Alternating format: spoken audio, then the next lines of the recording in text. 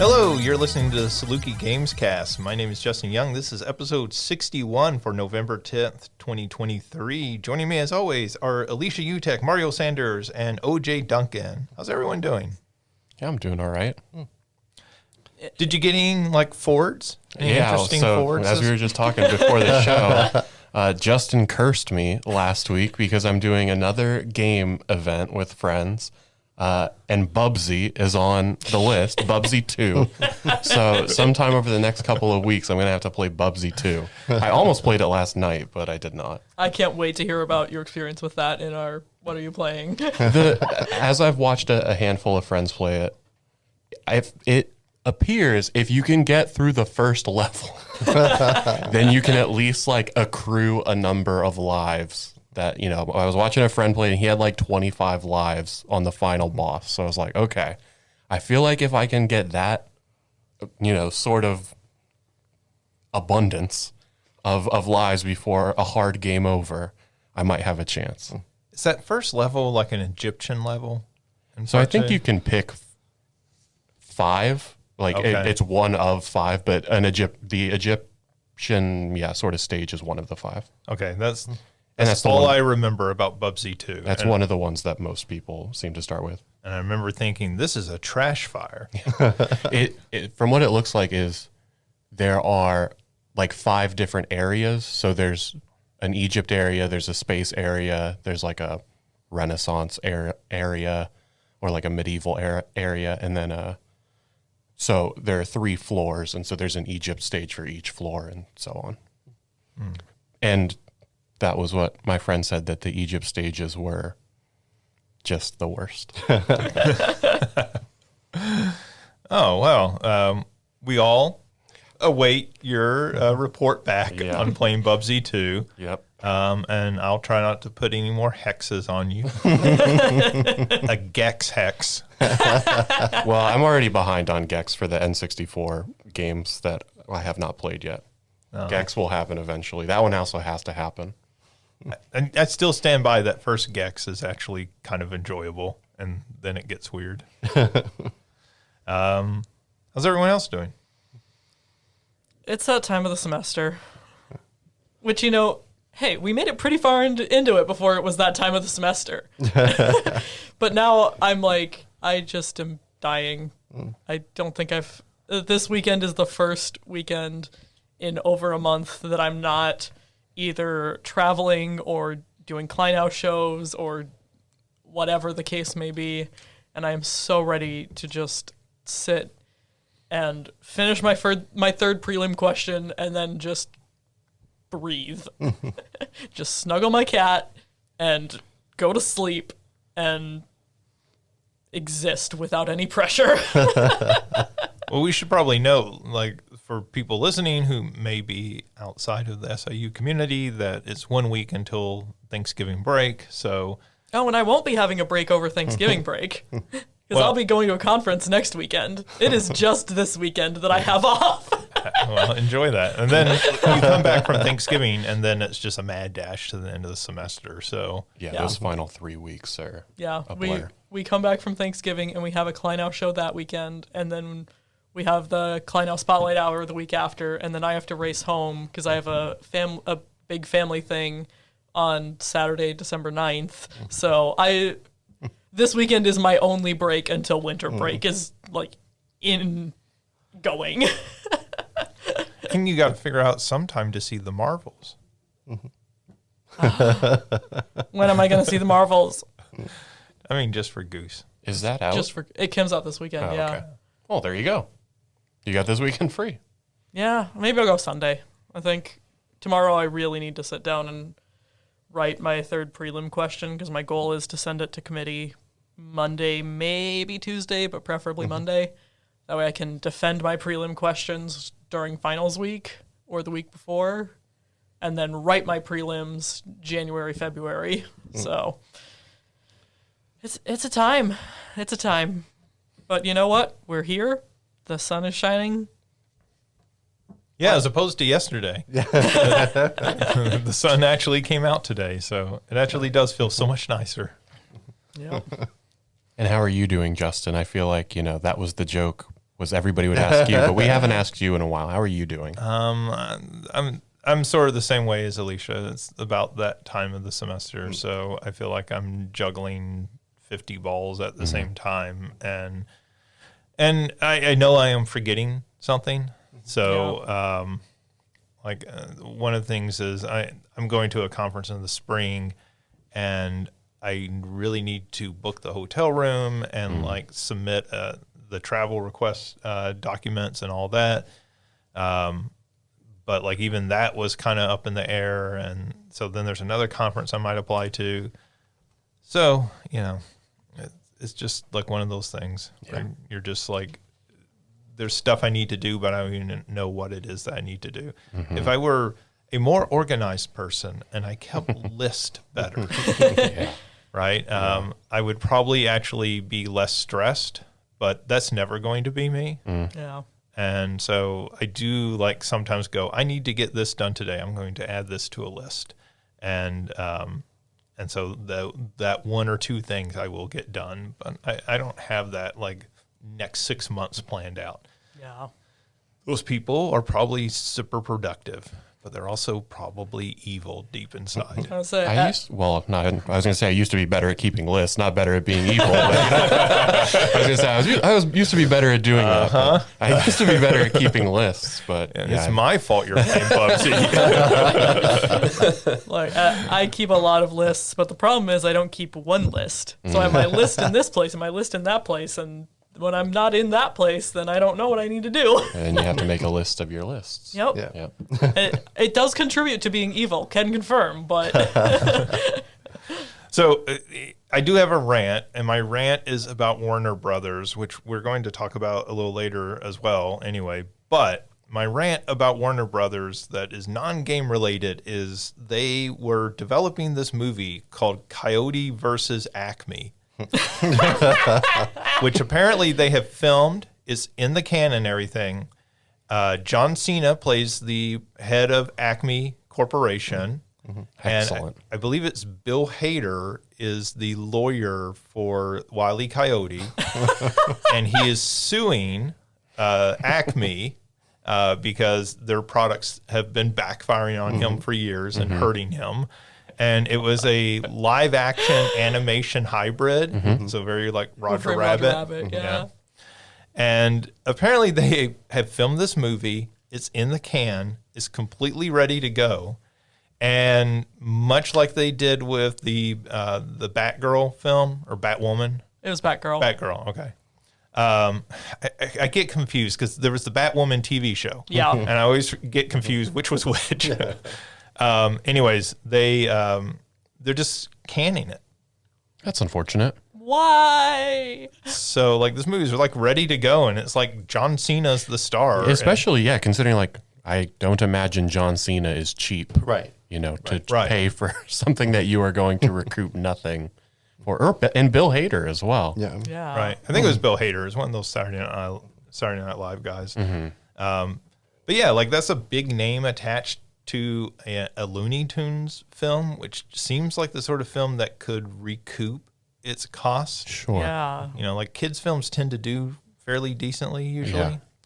And I'm very mad because I love Wile E. Coyote, and I think it's really a clever idea for a film. Yeah, that sounds like a fun movie. Yeah. Well, it's did you ever see, there used to be a TV show that was kind of Mythbusters-esque, but it was... I thought you were going to say Harvey Birdman. No, it was kind of Mythbusters-esque, but with all the Wile E. Coyote, traps and all Oh, really? that. That's cool. And, that's what I'm thinking of. I'm I missed that show. That show was so fun. And, you're telling me this was going to come back in some way, and now it's... Doggone it. Yeah, I mean, and, Wile E. Coyote doesn't speak, so I just wonder if they were going to have him holding up signs throughout the entire movie. Yes. This is how we reclaim Love Actually in 2023. Wile E. Coyote signs. I hope they would spoof that scene, right? Just have Wile E. Coyote talking to Bill Hader. To me, you are perfect. Not, you lost my case.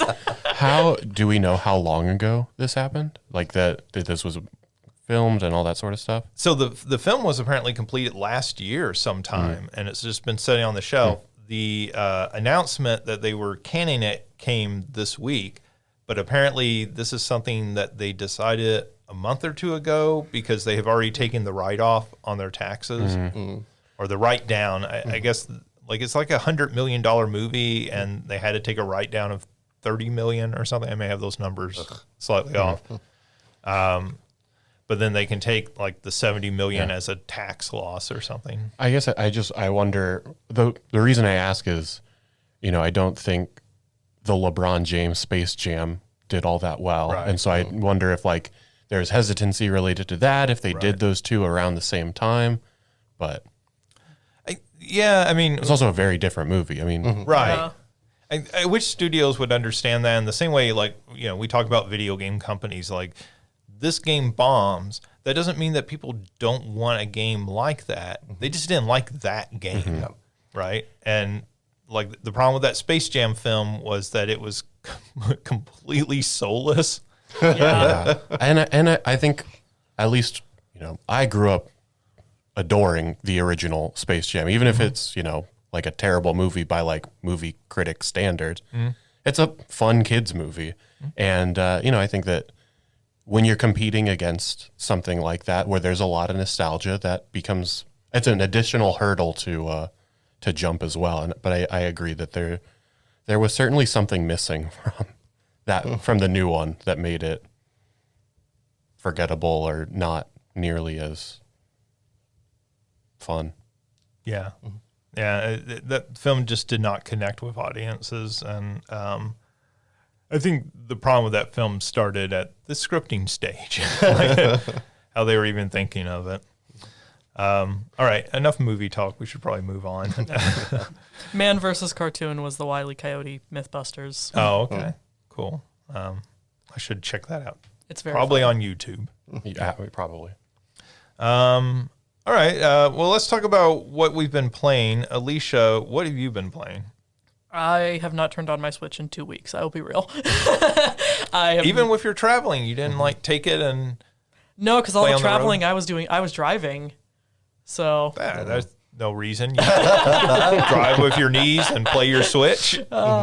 It's mobile for a reason. I'll be playing it on the plane next week. So You can detach the Joy-Cons and have them at 10 and 2. 10 and 2. Yeah. Exactly. You put like the thing on like the GPS stand on your dashboard. There you go. There you go. You get one of those magnet ones. Sticks darn on it, there. where were you? Where were y'all with these ideas before I went driving? Or just get yourself a Tesla so it can drive for you and drive you straight off a bridge. I was gonna say too. There's like the windshields where you can put like a UI up, so you can just look and you see like a little reflection in it. You could just have your Switch right in the reflection. I'm sure you could rig that up. You could program that, Totally. I'm sure. Totally. I would definitely not get arrested. Oh, of course not. Of course not. No, so I haven't really been playing anything this week, but I've been watching still a lot of different challenge runs. I am back on my randomizer kick, so I recently watched someone play a randomized version of Undertale, so that was fun. Trying to like figure out, he kept getting to the ruins door where you walk through and it starts the game, but it's also the same door that you walk through to end the game. So he was like, okay, I beat the game. Nope, you didn't. And then watching Pokemon randomizer map races. So people will do where you have to find and beat all of the gym leaders and the Elite Four and the champion in order, and whoever does it first wins. So those are a lot of fun. It's really interesting seeing like the first example that always comes to my mind, because Point Crow is the person who made a lot of the randomizers that I've watched. And so he has like this super elaborate Excel spreadsheet of every warp point, every exit. This is where it leads. This is where this part of it goes. Okay, you go through the bottom left, it leads you there. Bottom right, it leads you to that place. Versus other people have like a Post-it note. And they're like, you'll find it again. You'll know where to go. So I have a lot of fun with that, seeing just like how such a nerdy thing for me to say. Seeing how people take notes. I didn't know where you were going with that. And then, yeah, that is a very nerdy thing to say. The nerdiest follow-up. It's the nerdiest thing I could have imagined you say. Seeing people's note-taking strategies. With all love, Alicia. Yeah, I was thinking, I was like, oh, you know, like the randomized video games. I just really like this game. How nerdy. Like, no, taking notes. Like, Yeah, you got me. That is really nerdy. Yeah. So I've been watching a lot of that. I've been rewatching comfort videos of like the Runaway Guys playing Mario Party 8 and of Rowan Mithril playing the original Spyro games. This will be like, what, year 3 of me asking my family for Spyro Remastered for the Switch for a Christmas or birthday present. Would still love to get that. oh, yeah, your birthday is like right after Christmas, right? My birthday is New Year's 20. Eve. Okay. So Oh, wow. There are 3 or 4 people in our program who are like within 4 or 5 days of Christmas. yeah. That way you don't have to celebrate because everybody's gone. Oh, it's great. I always know I'm going to have my birthday off of work. I always have plans because we have standing New Year's Eve plans with family friends. So it's I hated it when I was a kid, Yeah. Yeah, But- I get that. but I've come around on it. I have 2 friends, they're twins, and their birthday is December 24th. And they have both expressed that when they were children, that was kind of, first off, you're a twin, so you're having to share your birthday. And then it's, Christmas Eve, and it's kind of like I'm missing out on a holiday here. Yeah. Yeah, my stepdad's birthday is also on Christmas Eve, and my mom always hosts Christmas Eve now. And so it's sort of mostly Christmas Eve and like pseudo his birthday. No, that was always We'll what I get a cheesecake or That was something. always I was gonna say, we'll get a small cake over here. Fruitcake. I was always like, That just seems hostile. the morning is my birthday, and then as soon as we hit afternoon, evening, it's New Year's Eve. It's not my birthday anymore. And then I was like, now that I'm an adult, I'm like, Alicia, how many people have to go to work on their birthday and don't get the whole birthday? So I'm like, this is fine.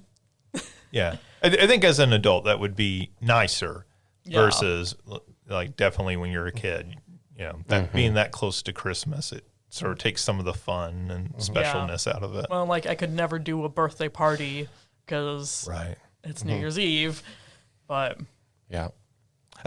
My sister's birthday is in June, so I know for her it was always an issue of like you weren't in school, and like back when we were growing up, and I know like some schools don't do this anymore, but like everybody would celebrate their birthday in class, like they'd bring like some sort like of treat, cupcakes or cookies, cupcakes, something like that. That's what I was just about to say. Having a summer birthday, I was always jealous of the kids who got to celebrate it in class. Yeah, and I mean, like lots of weird stuff that you certainly don't think of when you're having kids. and then the kid like is like, oh, this actually kind of stinks and ruins my birthday. And then you get older and you're like, oh, it doesn't really matter anymore. Yeah. As soon as you're out of elementary school, who cares when your birthday is? One of my friends her birthday is like August 18th or something like that. And, she's working on her PhD. She's going to be a professor. So she's like, my birthday is always the start of the school year. Right. So I have a good experience with a holiday birthday. So I was born on Labor Day. And so it changes. I know, right? So it changes every year because it's the first Monday after the first Sunday of the month, right? First Monday would come after the first Sunday, yes. Well, no, because if it starts on Monday, then Labor Day isn't that Monday. That's fair. Right. So every few years, my birthday will land on Labor Day again. And the first birthday that I remember, like I was conscious and I remember my birthday, my parents told me that the parade was for my birthday. And so I just thought the whole parade was for my birthday, and I was like, yeah, everybody's here celebrating me. And I'm 5 and I'm important to everybody, stuff like that. That's cute. They've got a band. Yeah. There's Shriners driving around in those little tiny cars. And it's just, Can I ride? Yeah. It's for me. Why is like nobody even like talking to me? Why are they throwing candy to those other kids? And see, my mom's birthday is 4th of July. July. And so when she was growing up, her older siblings were very clear, this is not for you.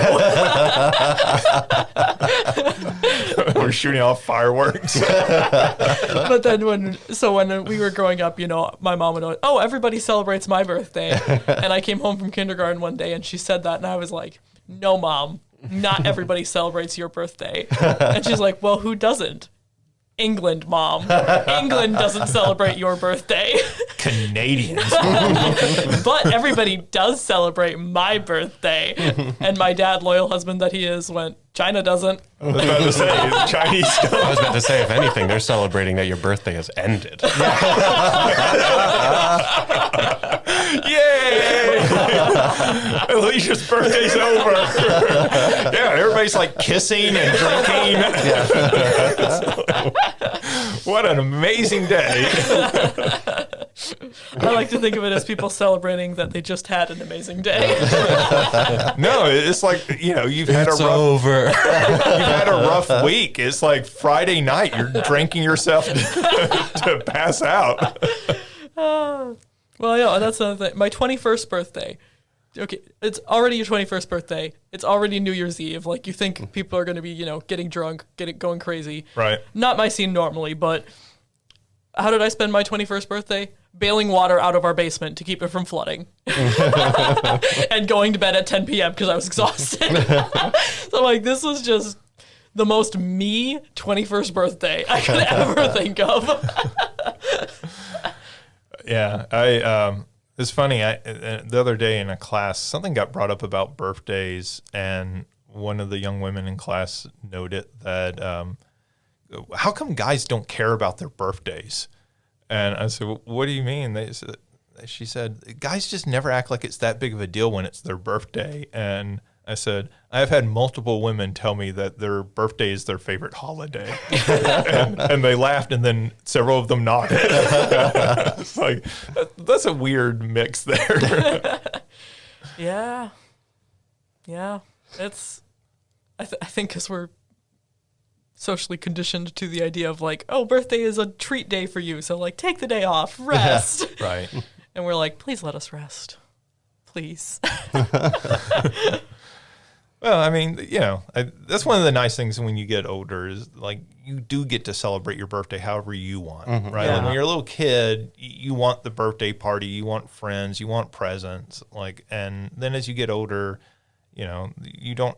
I don't know. I guess I'll speak for myself. I don't have as many birthday parties anymore. Yeah. And the presents don't really matter. I get presents from my family, but not every friend of mine. Yeah. And so then it becomes okay, well, how do I want to celebrate this birthday? And so that makes it kind of fun. And yours with New Year's Eve means that there's already a built-in reason Exactly. right, to celebrate. So that's neat. Yeah. Or Labor Day.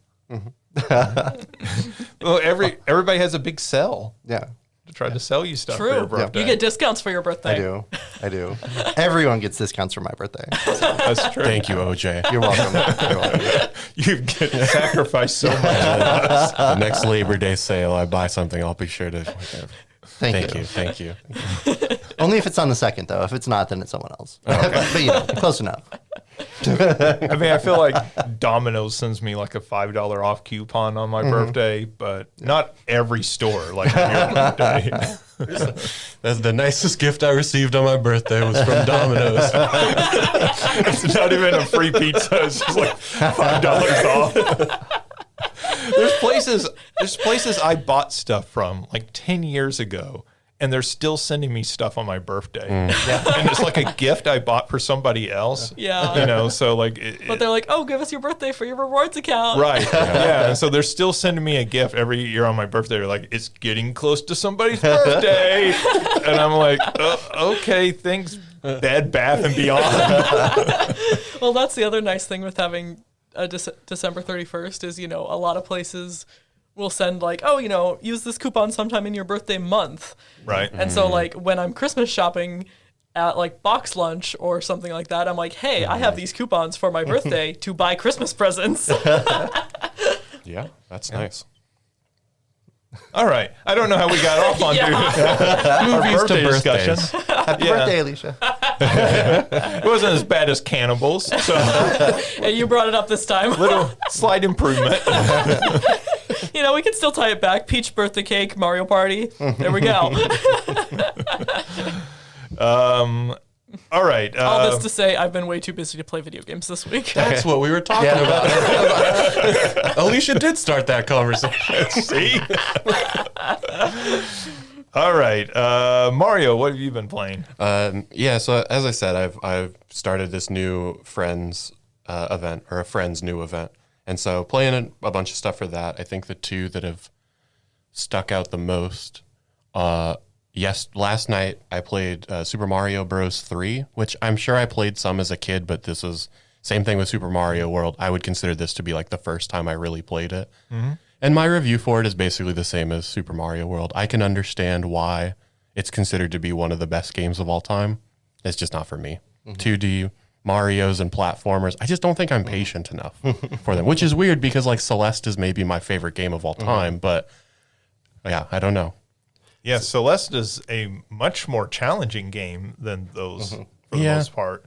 He's just so slippery. Okay. Super Mario Brothers 3 was super amazing right when it came out, but it didn't hold up well. When I go back to play it, it doesn't hold up to newer ones, really. Yeah. I just love the slow nod at he's so slippery. Just the slow nod around the room. There's I feel like there's a split, right, between people who prefer Super Mario Bros. 3 and those who prefer Super Mario World. And yeah, I feel like Super Mario Bros. 3 was really amazing when it came out. It has not held up as well for me personally as Super Mario World. I still think it's an amazing game.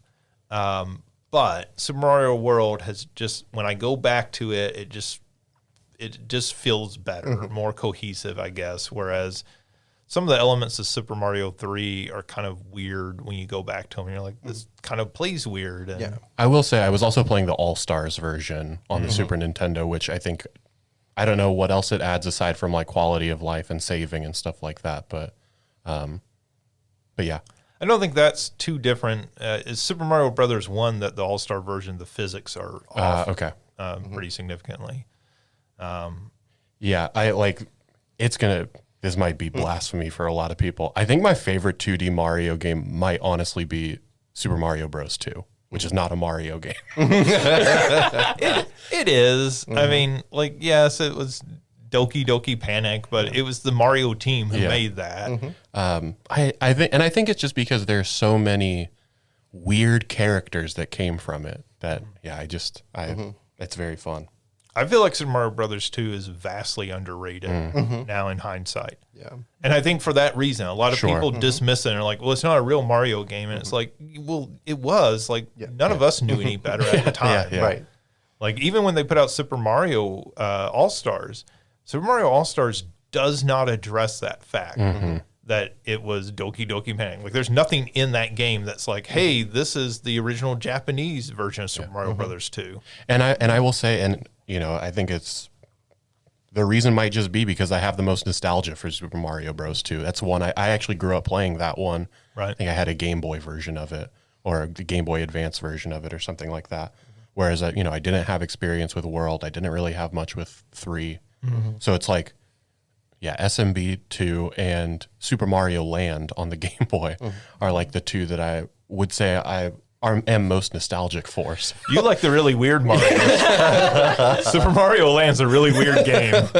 You talk about a game that doesn't feel like a Mario game. That game's weird to go back to. It's got the fireballs that just like go off into the middle of nowhere. Played that one just I played that one earlier this year for the first time in probably 20 years. And it was just like, yep, this is what I remember. And this is fun. Your weird underwater submarine where you're shooting a seahorse and stuff like that as the boss. The last level, you're in an airplane flying around. That is a weird game. It's like the Sonic of Mario games. Well, I mean, okay, let's not get too crazy. And then the other Mario game I played for this event is the DOS version of Mario is Missing, which It's not bad. Honestly, it's really interesting. I think it would be cool if they did another. I don't think Nintendo made that game, but I think it would be cool if they did another one. Like, there's a lot of fun things to learn about the cities that you have to visit. It's like a Carmen Sandiego Club. Yeah, basically. Yeah. But it's a consoleized version of Carmen Sandiego. Yeah. But then the other thing that I've played that was not part of this event, but I played with my cousin. I don't know how we didn't beat it, but we've got some amount of length into it. Is It Takes Two, and that game is a lot of fun. It won Game of the Year. And playing it, I understand why. I mean, I have a list of all the games that I've beaten this year, but that might be at the top of the list. Like, that might be the best game that I've played this year thus far. It's a lot of fun. And I understand that, like, needing two people to play does make it more difficult, but that's a really good game, and I would absolutely recommend it to basically anybody. Did you ever play their game before that, the one where you're escaping prison? I did not play the prison game, but I did play Brothers. Yeah, right? Brothers, A Tale of Two Sons is the first one that Joseph Ferris made. So I played that one, but I never played A Way Out. A Way Out, that's the name. I couldn't think. I was thinking Prison Break is the TV show. But I like that, you know, he clearly has a goal, or like what he's trying to do with the games that he directs, of like these co-op. And a lot of times, like, well, I guess not for A Way Out and It Takes Two, but especially with Brothers, like the local co-op, but encouraging that style of play, I think, is really cool within a campaign. Yeah, I think It Takes Two is a really great game. Brothers is a really good game as well. A Way Out is a very flawed game, but there's like really interesting stuff in that game. It's neat to see somebody experimenting, right? Like, we talk about that a lot. Like, games, you get the same game year after year, and then you see somebody make something like It Takes Two, and you're like, okay, this is like really interesting and kind of weird, and even like the story in that game is like so weird because it's a game about divorce. Yeah, and it's like play this with your spouse. This is like, I'm playing with my cousin, and it's like weird because you just like the whiplash between these really cute moments where like you're fighting the daughter's stuffed monkey, right, and to then this like deep conversation about like their marital issues. It's like, man, yeah, this game is really good, but it's I think that's what turned some people off from that game. So. But I think we had mentioned it a couple weeks ago. I think when a game like that, you know, that kind of comes out of nowhere, but wins Game of the Year, I think that's, you know, really exciting when something like that is uplifted in that sense. So we're playing it. I have access to it because I want to say like the upgraded or like the whatever higher version of Game Pass gives you access to EA's service. Right. And so I have access to it through that. And then I think the other great thing that they did is both people don't need to own the game. Only one person needs to own it, and the other person can download the game Friend Pass so that you can play with them. So I think that was also just a really good decision. I don't know if A Way Out does that, but I think that was, like I said, a really good decision in terms of like the release of the game, the fact that only one person needs to have it. Yeah, like DS games did that a lot, and then they, I remember they were trying to do that with more console games, like the Far Cry games. I think it was Far Cry maybe 4 or 5. Tried to do that 4, I guess it was. And I know Steam is kind of playing around with that with like the remote play stuff. Yeah, and that seems like a very good thing, especially when you're talking about like a $60 product, right? And especially something like It Takes Two, where it is co-op only. Yeah, you need another person to play it, right? So like that game's a difficult sell if you don't have somebody already set up to play that with you, right? And asking a friend to like spend $60, right? Yeah. If I go out and buy that game, it's hard to say, okay, Alicia, like, you need to go buy this game so we can play this together, so I can play it, period. Yeah. Right? Yeah. I mean, that makes it a $120 game, honestly, if you have to. Yeah. Yeah. And you see that with Steam sometimes. They'll sell like 4 packs of like, especially those sort of like Terrarias. Yeah, and those types of games. Yeah. and those asynchronous multiplayer games. Some of those they'll do that. All right. So anything else? There have been other smaller things, but nothing really notable that I would talk about. Okay. OJ, what about you? So 2 weeks ago, after we left here, I went home and I was like, you know what? I am just going to splurge and buy Super Mario Wonder. So I went and bought it. I played through it pretty quickly. It was really short. Like I was expecting it to be a little bit longer, at least. But having a lot of fun with it. I think everything you've said about it is spot on. The Wonder Seed just changed the game with every different level, and it's really fun to play. And so I beat it pretty quickly, and then I'm going through to 100% it. And okay, so there are 3 things that I cannot stand in games that frustrate me. The first is wall jumping, and so where that comes in is I don't know if if I've said this on the podcast before. When Super Metroid first came out, I knew there were multiple endings. Okay, so I learned how to really, really run it very, very quickly. And I thought it had to be faster and faster to get the best ending. I didn't know you had to stop and like pick up the animals on the way and then leave. So I just I ran it so many times really fast. But now every time I wall jump in any game, my finger automatically reverts to Super Metroid. And Super Mario Wonder is the opposite. Because in Super Metroid, you have to be pressing away and jump. In Super Mario Wonder, you have to be pressing towards the wall and jump. And it's just a slight little difference, but it screws me up every time. Okay. The second thing I hate is appearing and disappearing blocks. Right? It's okay. The Mega Man curse. Yeah. And like I can usually do it. I can play it. It's fine. I just don't like it. It kind of frustrates me. Okay. The third thing that I hate in a game is if something starts really slow and then starts picking up speed over time. Right? Like I'm really good at timing, except when it changes like that. Then I'm very, very bad at it, and it frustrates me. A fourth thing that doesn't always bother me. You said there were only 3.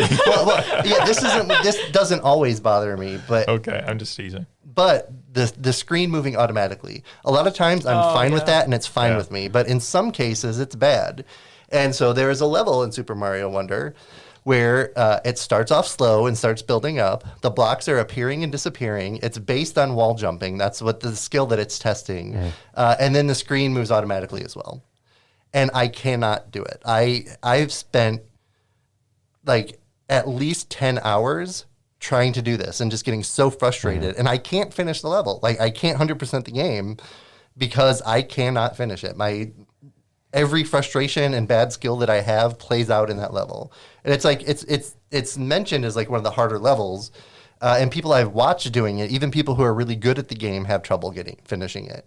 And I can't finish the special area because I just cannot do it. I'm gonna have to find somebody who can do it to just like finish it for me. So that has been frustrating me a lot. But that's what I've been doing most of my time, and trying very hard to not throw my Switch after like because like you can go and buy a pack of 99 lives, and I'll do that, and I will run out of them, and I have to go back and buy more. Dang. And so it was just so much frustration. And this wonderful, lovely game that I thought was amazing, changed everything. Just the trifecta of all the things. Yeah. And Quadtracta. I guess, yeah. And so I knew that if you played as Yoshi, you wouldn't die. And in this level, there's like lava coming up. And I thought, if I do Yoshi, then maybe I can just get to the end. That's all I need to do, just get to the end. However, Yoshi can die in lava if the screen is moving. So I was like, I've done everything else with Peach. I'm just gonna do Yoshi here, and then bam. And just so many times, I can't even think about going back to it anymore now. Heck, now I want to see the level. Yeah. I know. I'll bring it in. I'll bring it in. You can play. You'll get through it on the first try, probably. Well, I doubt it. And so but really, I love the game. I love everything in the game. One other thing that I would like to have seen is more power-ups. Like the power-ups that you get in the game are good, but like I feel like in Wonder, you should have like all of the power-ups that existed previously. Is it really only those 3, elephant, bubble, and drill? Fire flower too. Okay. But yeah, it's just those. Okay. And some of the seeds give you a different like shape or form. But mostly, yeah, it's just those. There are also the badges, which basically give you the Essentially abilities a power. that some of the power-ups used to. But yeah, as far as like costumes, Okay. there's only those 4 basic ones. Yeah. And then like the badges really help you because you have to get the top of the flagpole for each level. And then like the crouching jump that is in Super Mario 2, you get a badge that does that. And that really helps because you jump right to the top of the flagpole with that one. And then they also have the floating jump thing like Peach from Super Mario 2. Yeah. And the like fluttery thing with Luigi. Oh, is that a badge? That might not be a badge. But like, yeah, so it has all of this other stuff. And that's really awesome. But like, I would have liked to see the Tanuki suit. I would have liked to have seen Frog suit. Yeah, Frog suit. suit is the one that it's the unloved yeah. suit Oh, from it's like SMP3. Kurobo's shoe. Yes. Which yes, one is yes. that one? It's the shoe in part 3 you get. You okay. ride around in a shoe. And like it winds up, I think, right? Yeah. Yeah, and then you just jump on stuff. You also get like the Hammer Bros outfit as well. There's a lot that game. Yeah. Yeah. Anyways, Yeah. You're right. And then all the new Super Mario Brothers, I haven't played them, but I know that there's like a penguin one that people really like, and there's a bunch of other forms. And like There's an ice flyer. yeah. And yeah. I feel like they could have put those in this game too, just to make a little bit different. Because like most of the levels are built around you having one power up. sure. Too. But I would like to play through some of them with another power up. That seems like something to put in like after you finish the game. Yeah. Like here's some abilities that may break the levels. Sure. But Yeah. like once you've 100% at this, we're going to open these up and You can't just cape over the entire level like you can with some of them in like in Super Mario World. Right. Right.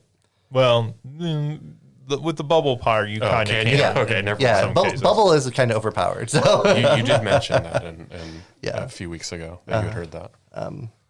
yeah, but that level is just ruining it for me. And I know that it's my skill that is screwing me up too. It's not like they made a something that nobody can do. Other people can do it. It's just it just hits everything I'm bad at. Now, OJ, blame Nintendo. it's okay. Blame Miyamoto. Yeah, He's Miyamoto. personally responsible. Miyamoto, listen, give me a flying carpet so I can go up that level and finish that one and then 100% the game. Yeah, I mean it's one level, but like I get the frustration because like I've run into similar things in Mario games, but in all sorts of games. Like there's that one level, and you're like, why can I not do this? Yeah. Why am I frustrated by this? And if anything, it like hurts more. It's like the rest of the game Yeah. is Right. so good. Yeah. There's this one Yeah. thing that like really isn't fair to justify like not liking the game or being this upset Yeah. about the game.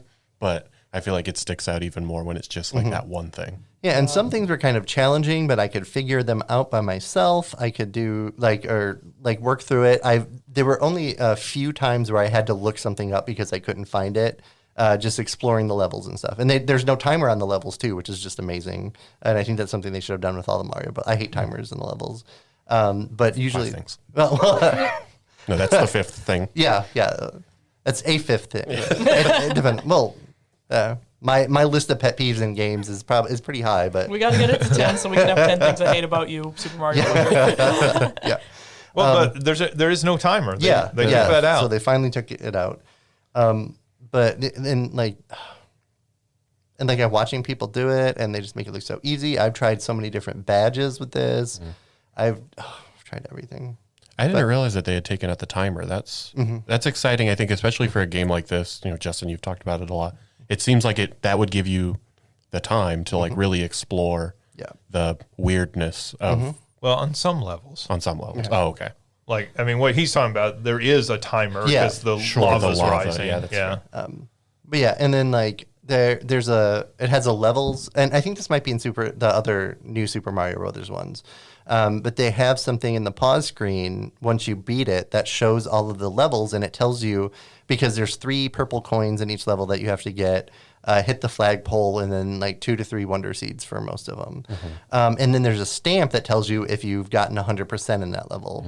So you don't have to like look around and be like, where am I missing something? You can just go through them and see if the stamp is gone too. That's nice. Yeah. So that really good quality of life with everything except for that one level. And even the other levels where you have to do like wall jump stuff, I did it fine. It's just there's so many in a row. All the layers. Yeah. And also like something else that's annoying about that level is that the music is playing. And in a lot of the levels, the music, like you jump and like when it gets to a certain part of the music and it works, right? Not for this one. The music, it speeds up, but it's not at a right place. It's not at a good place where you can be like, oh, I have to jump at this time every time this little thing dings or something. So I had to turn the sound off because the first like 30, 40 times I was trying to go with the music and like, why can't I do this? But okay, so that's my Super Mario Brothers Wonder rant. I haven't really been playing much of anything else. I like that it was a long rant about just one level. Like honestly, like super mega, like 10 stars without that level. But that level brings it down to like 8 stars for me. There's always 8 out of one. 10. Yeah. 8 out of 10 because of one level. Yeah. I hundreds of times. Like It's not funny. I actually get the frustration. No, but yeah, like- It's funny because you can laugh or you can cry, you know? yeah, I'm laughing because I'm not playing it right at this second. Well, I think it's easy to laugh because it's so understandable. Yeah. I think we've Yeah. all probably Yeah. been there with something in a game. And what annoys me is it's not like Battletoads. It's not like Teenage Mutant Ninja Turtles, like that dam level, right? He means a water dam level. Yeah, sorry. It was I mean, both. both. That was Both. a beautiful moment, Yeah. though. Of Yeah, and on that note, the water levels in Super Mario Wonder are I don't dislike them at all. Like I like anything where you're in the water. There's different types of water. There's a goo you like kind of move through and stuff like that. That's pretty cool. There's so many things that are so much better than every other Super Mario game, except for. I think it makes me think of the sort of thing where I get so frustrated, I just put it down and I'm like, I'm not playing this anymore. And then I come back to it in like a month and I beat it on my first try. And I'm like, what in the world was going on before? And I don't know if like you get like, you get on tilt and like you just cannot, for some reason, something sort of almost like psychological is like blocking you from being able to get past it. yeah. But I get the frustration. But so overall, big thumbs up. Yes. Overall, I suggest everybody plays this game. If you like platformers, if you like Mario games, play it. It's fantastic. Just don't expect to finish a special world. Well, even if you do beat it, bring it in because I would love to see the level that Yeah. ruined OJ's perception of this game. Plus, you can showcase Mortal Kombat 1. Yeah, that would be Yes. great as well. That reminds me, Christina said that she was going to pay for me to buy the Halloween Fatality on the Switch just to see how bad it was. And I haven't done it yet because it's $10 for one Fatality, which seems ridiculous. Wow. Yeah. I'll say that seems like just YouTube it. Yeah. But I $10 did, for a character, maybe. yeah. But I saw it and it does look much worse on the Switch. So if you want, go look up the Halloween Jack-o'-lantern Fatality. Is that the one where they put that Yeah. pumpkin? Okay. Yeah. And so in the other ones, the non-Switch Mortal Kombats, you put it on their head and then a bunch of like bugs and creepy crawlies like crawl out of the jack-o'-lantern all over their body. Ugh. It's Halloween 3. Yeah. And then like kicks their head and with the jack-o'-lantern on it and it hits someone's front door and then lands and then like the jack-o'-lantern opens up and you see their head, right? And in the Switch one, when they put it on their head, it looks like gummy candy, not even like good gummy candy, but like dirty gummy candy just like falling out of it on people. It's so bad. So Okay, it's, I will it's say, I not think for- worms, it's gummy worms. that come yeah, out. yeah, essentially. Just a bunch of polygons. Yeah, yeah. I would say for my own comfort levels of hating creepy crawlies, I think I prefer the Switch one for once. Yeah, the Switch version is like the arachnophobia mode. That Yeah. Right. Yeah. I'll try and remember to bring my Switch on Monday, and then we can all go over. Yes. Or next week sometime. No, please Monday. That's when I'm here and have Okay. time. I want to see the Super Mario Wonder level. All right. Is that it, OJ? Yeah. All right. Let's see. I have been playing a couple of things. I played a little bit more of Gal Guardians, which I talked about on last week's show. So this is the Metroidvania sort of game. It looks an awful lot like Symphony of the Night. It's got all that style and everything to it. This game has got to change at some point, but I am not getting there, and I don't know that I will ever get there. Is it still a game you would feel comfortable playing in front of other people? Yeah, I mean, somebody who knows what video games are and know that they're designed for perverts. Yeah, I mean, it doesn't. Nothing I have gotten to is where I was like, oh, I feel uncomfortable, like seeing this. I hope nobody's looking in the window and seeing this on my screen as I'm playing this. There's been nothing like that, which was, some of, as I talked about last week, was some of the stuff they were showing in the trailers.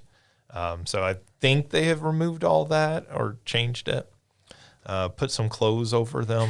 So that's an improvement. Like, yay, the small victories. But yeah, I want to like that game more than I like it. It feels like it actually plays pretty decently, but it just feels a little too generic considering how many of those games come out every year. It's not connecting in the way that I want it to. You say that something needs to change. Do you know what that something is? I mean, it's very linear so far, but it has the feeling that it should be less linear. So I think at some point it must open up and like allow you to go back to these levels. Maybe you get abilities and you can go back and replay the levels. That doesn't feel like it feels like a very outdated structure. And I would say the other thing is, it's just kind of, without that Metroidvania structure, it just feels very much like a 16-bit action game. And it's a good one. Like, I mean, the mechanic of being able to switch between the different girls, and each one has different abilities. Like one is long distance. She has I think it's like called the demon machine gun. So she like literally has a machine gun, and then the other one, is more melee focused. All of that's pretty cool. It's just I'm never fighting anything where so far, and again, I'm only like the first 2 levels through. But I haven't fought anything where I was like, oh, this is really exciting or different, or, to be that linear, it feels like, well, this should be more kind of impressive and pulling me along. And, this is not as impressive as some contemporary games that are doing the same thing. So, not a terrible game. It's just, if there is something more there, I haven't gotten to it yet. And like I said, I don't think I will, because I don't think I'll play that much more, but maybe I'll read up and see what some other people say. I know some people liked it. That's what got my interest in it. But it's not keeping my interest. The other game that I played is Whisker Squadron Survivor. So That's a fun name. Yeah. So Whisker Squadron is Star Fox with cats. And so it has little cartoon cats that are piloting the ships and everything. But it is sort of like I don't know. I guess it's a roguelike, is the best way to describe it. So it is like Star Fox, third person behind the ship. You are flying, except it's very more narrow corridors that you're flying through instead of the more wide open spaces of Star Fox. And so it looks sort of like Star Fox mixed with Zaxxon in that way. So you're like kind of flying down these trenches and everything. Everything has this sort of cell shaded, very 80s sort of aesthetic. So everything's colored in like blues and pinks and purples.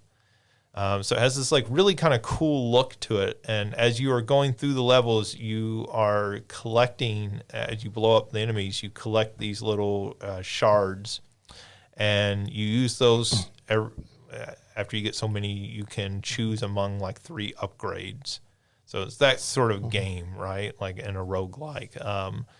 And it starts off like really slow, really kind of boring. So like when you're first playing it, you'd probably be like, this is boring. Like, why would anybody want to play this? But it ratchets up pretty quickly.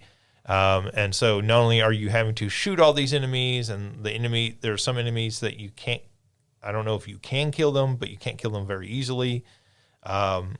And so like they're firing lasers that are just sweeping around as they like go through the level, and then ships are flying in at you, and then there's turrets that are mounted on the side of the walls. But then you're also having to avoid all these structures. So you're having to like turn your little fighter jet on its side to like fly through something vertically instead of horizontally. And then it starts getting like it starts getting weird, and like you have enemies that are dropping these like polygonal plasma things. So it's like there would just be a giant like cube of plasma, and you have to avoid flying into it because it'll hurt your shields and damage you. It's pretty fun. Like, I mean, I don't know how long like the lasting appeal of it, but it's got a cool look to it. It's pretty fun. It gets really hectic. And so far what I like what I've played of it. They do a lot at the very beginning with kind of showcasing these characters. You can choose among different characters, and like they're popping up at the bottom of the screen with the character artwork and them talking sort of in the Star Fox way. Do a barrel roll. Yeah, but like there's no voice. So like I think that hurts it because what's going on the screen gets so chaotic. I can't look down to see what they're saying. Yeah. Right? So it's almost like you need a second person there to be just the reader. Right. Or you need recorded dialogue. Yeah. Right? You just need them to have recorded dialogue. And that's not something that, having grown up in an era where that was in no games, like, it's not something I feel like is always necessary in a game, but this is an instance where it's really necessary because I can't read that. And yeah, so unless you have a co-pilot who's sitting there just reading what's on the screen for you, I just, maybe that's just a me issue, but I feel like anyone would be so focused on the action they couldn't bother to read that as it's happening. But it's a fun game.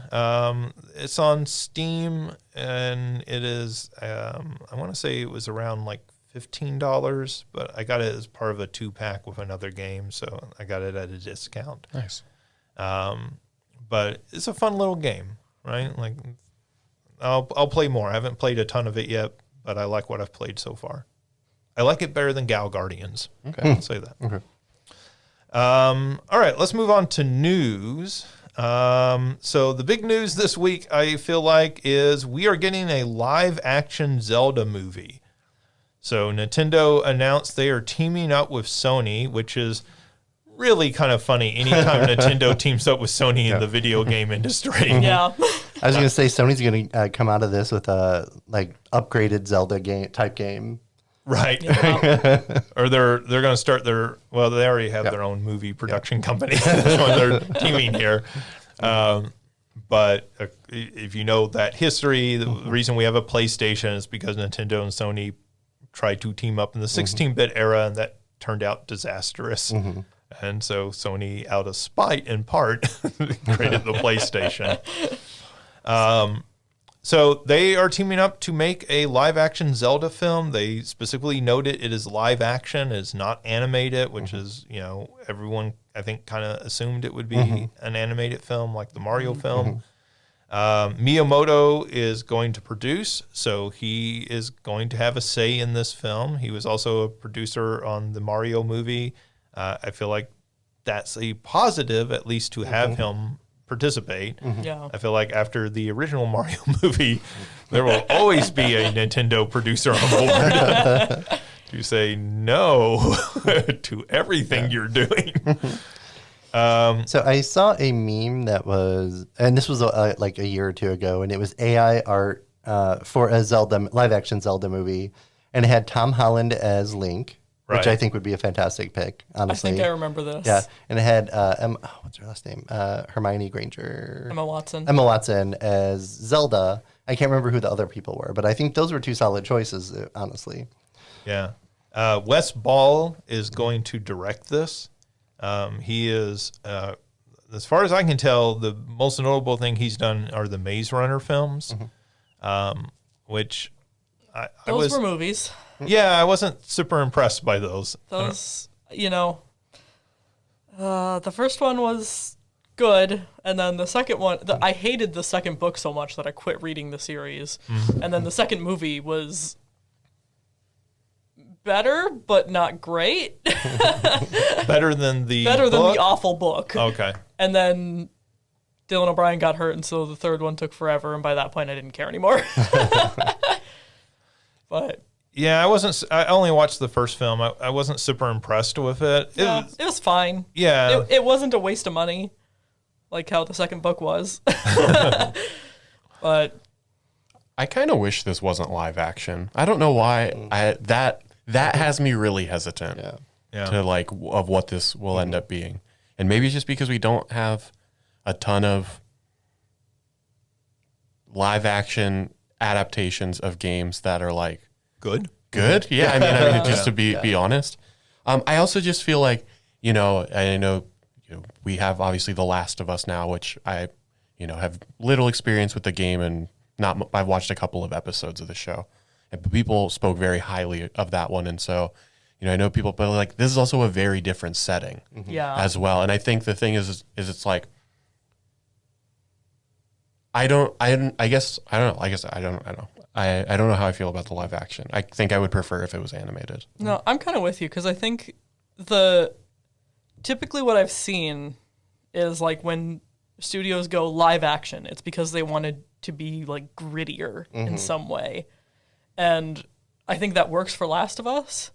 But like Zelda, I don't know that it needs to be grittier. Like I want the high fantasy elements and like to just get completely absorbed in that world. Right. And maybe that's part of it, because I don't know why. The first Zelda game that came to mind, at least, what was the Switch version of Link's Awakening, which is like the cutest animation, they're the cutest art style. So like having that live action, but thinking about other games, if they were to go that direction, something like a Twilight Princess, that I would want to see live action. So I think it depends on what type of Zelda game they lean into. Yeah. I think it's also interesting, like, we're seeing the flip from Mario. Mario had a terrible live movie, and then they were like, okay, cartoon movie time. Yeah.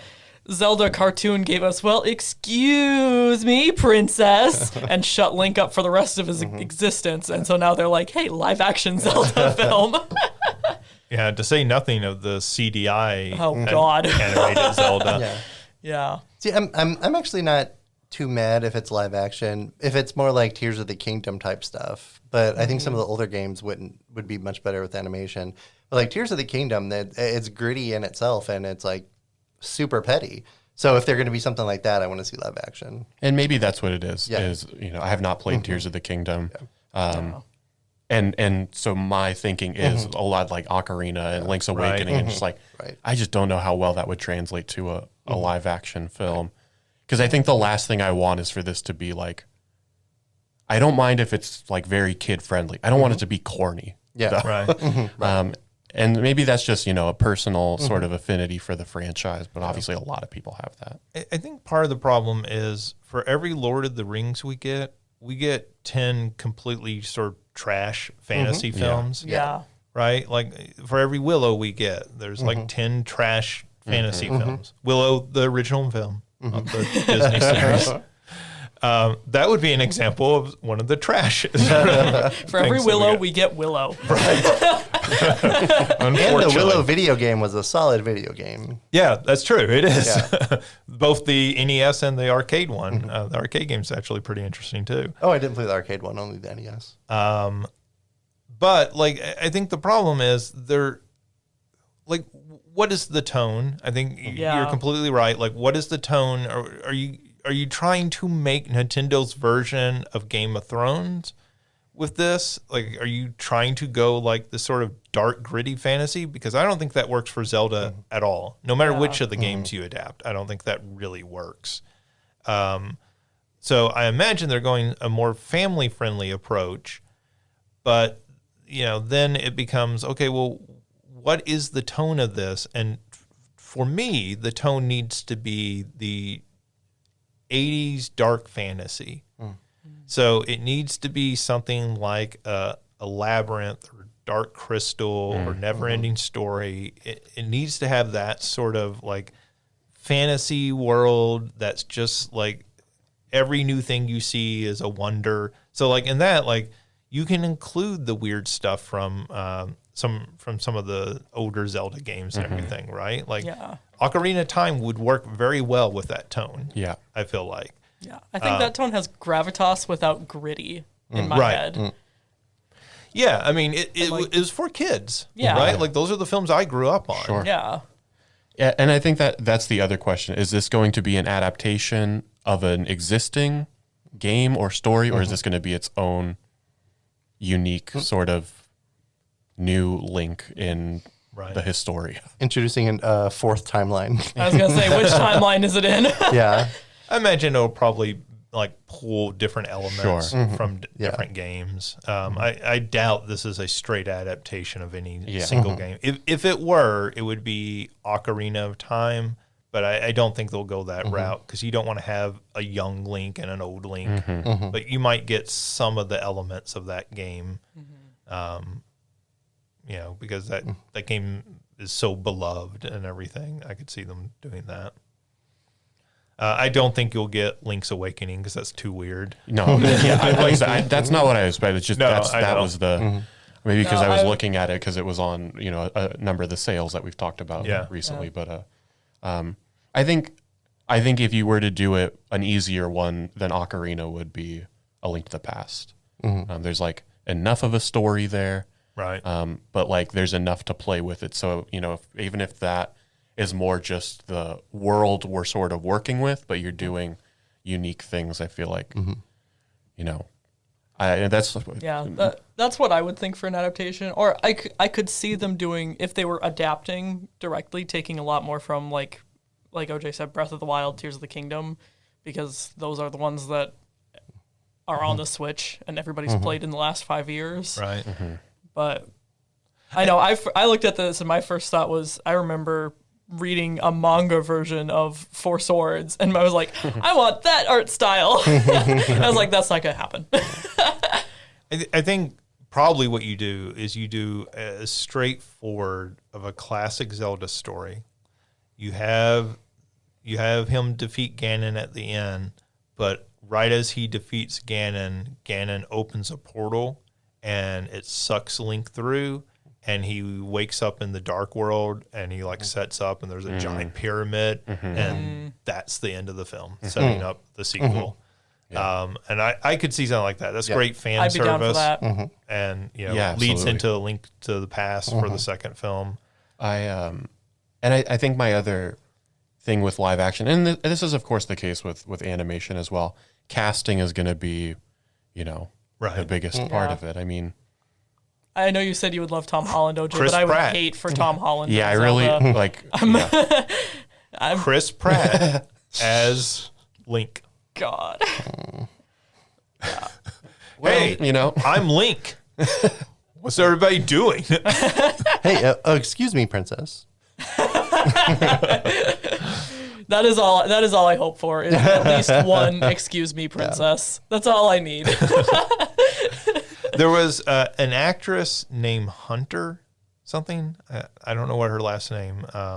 Probably Google it. People are going crazy that she would be perfect for Zelda. Oh, she's from Euphoria. Okay. But I can't think of what her last name is. I know who you're talking about. They posted... Hunter Schafer, I think. Yeah, that's it. And they posted... There's a show I don't watch, so I have no idea who... they keep showing these Euphoria women. Like, they keep popping up, and like every few weeks there's like a new one of them, and they're like, hey, she's in a movie, and I'm like, who is she? And they're like, she's in Euphoria, she's the big star. I'm like, isn't Zendaya in that show? Yeah. Okay. Like, I don't know who these other women are. Anyways, so they showed a picture of her, and she had in the image, she has very elvish features. She definitely has the look. You know, Yeah. I think the same way that people think like Tom Holland would have that look, she absolutely has, I think, a look that would fit either Link or Zelda, to be honest. I don't think she can be the romantic with Zendaya, like on that show with her, and she's dating Tom Holland. Like, that would be an interesting like PR storm around this film. I'm gonna be that person. I hope Tom Holland is not Link. He seems a little too old. Yeah, I love him, but I'm also like a little burnt out on him.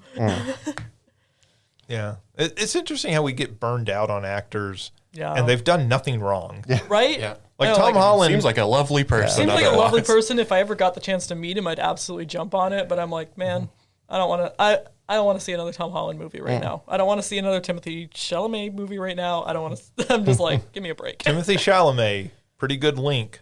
He's got the features. Well, actually, since John Cena got like they closed down the Wile E. Coyote movie. Coyote movie, he could be Link.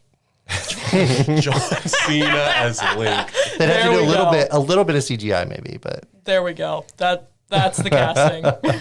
I think Jason Momoa would be a really good Ganon. Yeah. Oh, Jason 100%, Momoa, I was thinking yeah. like a Dave Bautista, somebody. You know, Yeah. somebody who's jacked. yeah. Yeah. Yeah, but Jason Momoa plays the like sort of crazy a little better Fair. than Dave Bautista. Dave Bautista seems like too much of the big teddy bear to play Yeah. the crazy. But yeah, I mean that sort of look and everything, right? Like Here's the real question: who's gonna voice Navi? That's why you don't do Ocarina. who's the most annoying actress you know? Oh man! Kristen Shaw. I actually love Kristen Shaw. But she could do really it. voice She could do it. It's like Imelda Staunton is a fantastic human being from everything I've ever seen her in, but gosh darn, I hate her for life because she did so good as Dolores Umbridge. Like, Yeah. I can't watch her as the queen in was it The Crown? oh yeah, Because all I see is Dolores Umbridge. yeah. Yeah. It's amazing. Some actors Sure. very much get typecast, right? And Yeah. some never do, no matter like how much they are associated with a role. Like people are fine with Harrison Ford doing whatever, and it's like he's Han Solo and Indiana Jones, and like you can watch him in a serious drama, and you're like, I don't care. Yeah. You're like, oh, that's Harrison Ford. Right. You're not like, oh, that's Indy. All right. So other news came out about the Switch. So this is, I guess this was end of quarter, so they're doing their financial talks with investors and everything. The Switch has now sold 132 million consoles. Thank you, OJ, for buying Of course. one of those to put it up again over. Yeah. So, 132 is quite impressive. We'll talk about how impressive when we get and talk about the PlayStation here in a few minutes. I did include a few of the sales numbers on a few of their different games because these first three are their top selling Switch games. So Mario Kart 8 Deluxe is by far the runaway winner here with 57 million copies. That means almost half of the people who have bought a Switch have bought Mario Kart 8 Deluxe. Well, in fair, it's packed in with a lot of Switches. yeah, but it's still just like that. That just blows my mind. Almost half. Well, to put this into context, this is more copies than Super Mario Brothers 1 sold on the NES. They have sold more of Mario Kart 8 Deluxe than of Super Mario Brothers 1, which is one of those iconic games you think of everyone owning. Yeah. And this game is even more persistent. Like you said, almost 1 in 2 of the people who own a Switch own this game. I would say probably more because people have multiple Switches. Yeah. Like we That's have fair. we have 4 Switches in my household and 1 copy of Mario Kart 8 Deluxe. So True. But yeah. Animal Crossing New Horizons is at 43 million. Most of those were sold during the pandemic when people needed something to bring happiness into their lives. That game released at the perfect time, right as lockdowns began. And that's the next closest to Mario Kart 8, and it's that far away. Yeah, it's 14 million copies behind, which is Just mind-blowing. behind that. The next one is Super Smash Bros. Ultimate at 32 million. That's a much higher number than I would expect. I mean, obviously, Smash is a huge franchise, but Right. it's a higher number than I would expect. Yeah, I mean, it's hard to know, right? Because that is a very accessible game. Like if you're going to play it as a party game, right? It's very accessible. Little kids can play that game, and then of course you have your diehard, players who are playing it competitively. And it does feel like one of those games, though. If you own a Switch, you kind of want to own that. Sure. And maybe I'll just be honest, all of these numbers are higher than I would expect, and that's just because I don't know. It's hard to imagine that many consoles being sold, that many games being sold. So I would say this about any game. Yeah. I can barely comprehend 1 million just as a number, Right. let alone, and like having them right here. So this is the number that has surprised me. This is not the fourth best-selling game, but I included these numbers because these are recently released games. Tears of the Kingdom is at 19.5 million. Yeah, That game came out in May wild. Yeah. and has already sold almost 20 million copies. It will pass 20 million, obviously, by the end of the year. Yeah. And when you look at how close it is to Super Smash Bros. Ultimate, and it just came out this year. Super Smash Bros. Ultimate came out, was it the first year? 2019. Yeah. It's been a hot minute. It's been a few years. It's longer than 2019. It was very early in the Switch's life. I think that It might have been the Sora- second year. Maybe it was 2018 then. It was maybe the second year release that came out. Sora was revealed 2 years ago, I think, and that was the final update. I remember because I know I was in Boise, so it had to be at least 2018 or 2019. Yeah. But yeah, I mean, so Tears of the Kingdom's already at, close to 20 million. It'll pass 20 million by the end of this year. That is, that's huge. Yeah. And that's also really great. That's a great game, but it's also a game that they took the extra time to polish and everything, and it's good to see them being rewarded for that. Yeah. Pikmin 4 is at 2.6 million, which, they've said that that's the best-selling Pikmin game. It kind of puts it into context what the sort of second or third tier of Nintendo games kind of sell in comparison. So, like, when you see every new Nintendo console, they're going to have a Mario Kart, they're going to have an Animal Crossing, they're going to have a Smash Brothers because they sell tens of millions. But these other games fill out that roster pretty well, right? Yeah. And not everything's going to sell 20 million copies. Yeah, I would be interested. I don't know if you saw it or noted it. What Kirby, the Forgotten Land, sold. I think we have talked about that on here before, but I don't think they had it listed. It wasn't one of their top selling games. Because I think of that one as being like in between. I don't think of it as like top tier, but I also think of it as higher than like a second tier, which is weird. But Well, I think it was down around Pikmin sales the last time I saw it. Gotcha. So I think it was around. No, it was higher than that. I was gonna say, I think I it was thought Kirby closer was to higher. around 4 million. and or maybe so. maybe I think of it more because we are always getting Kirby games. Right. There is an abundance of Kirby. My understanding is those Kirby games sell. Oh, sure. Yeah. That's not. I don't mean that as a critique. Yeah. No, I didn't mean it. I didn't Okay. think you did. In August, Forgotten Land had sold over 6.46 million copies. Okay. In August. So, Of this year. Yeah. So I guess I don't know when it came out. I think 4 million was the last number I heard. So Okay. yeah, I mean that game will probably peter out, or around 8 million by the end of this console. And then I know we also talked about it when it had first come out. What was it? Was Pokemon? Because that's just like it doesn't matter.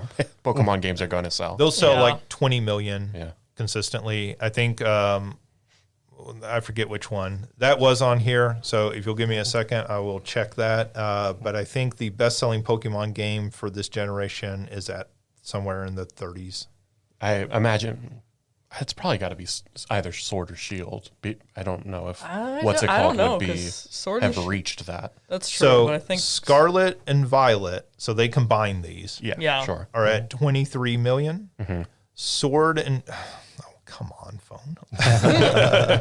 the eternal struggle of Wi-Fi. No, it's not that. It's I barely touched it down and it like closed it. Oh, Let's see. Sword and Shield are at 26 million. So yeah, They're right like, about the same. I'll say that doesn't surprise me that Scarlet and Violet are catching up to Sword and Shield so fast. Yeah, I would expect 'cause it to catch up and eventually surpass. It's definitely going to Just it surpass hasn't because had the people, time. and people like Scarlet and Violet better than they liked Sword and Shield. So to give you some context for Zelda, Breath of the Wild has sold 31 million copies so far. Oh wow, it's sneaking up on Ultimate. And Mario Odyssey is just at 27 million. So, and those games came out the first year. Yeah. Yeah. And so it kind of tells you, like, Tears of the Kingdom has already sold 2/3 of the amount of Breath of the Wild just this year. Dang. Yeah, I mean, a big part of that just has to be number of people who also now have Switches Right. compared to Yeah, at absolutely. the beginning. I imagine there was probably a pretty massive boon during COVID of Switch Right. sales. But yeah, I mean, nonetheless, all of this is exciting. Yeah, I mean, I think, that's one of the things we always talk about. Why do companies not put out their biggest games the first year of the release of a console? That used to be the sort of logic, right? You'd launch with your biggest game, and you see that not happen as much anymore because these companies know they're not going to sell as many if they launch that game their first year. Nintendo is the exception, though, right? Because Nintendo puts these games out and they just keep selling. Yeah. I'll say when was Mario Kart 8 out? And selling at full price. Yeah. Right. Yeah. Yeah.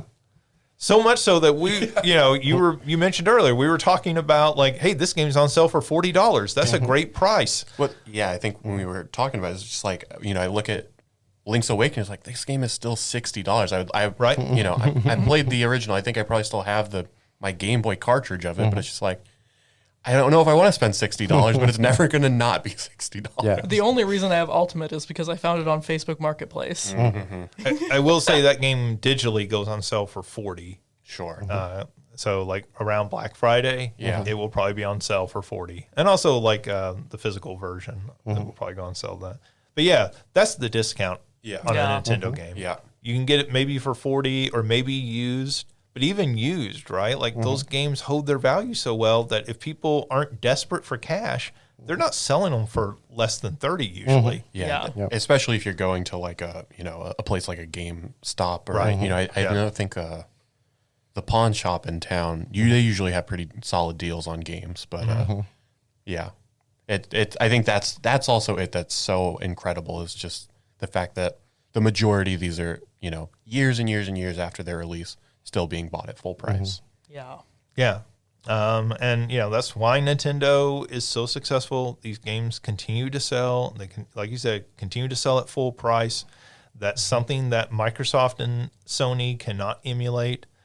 They try very hard and they can't do it. They, for whatever reason, they don't have the chutzpah, I guess, to even try to get away with this.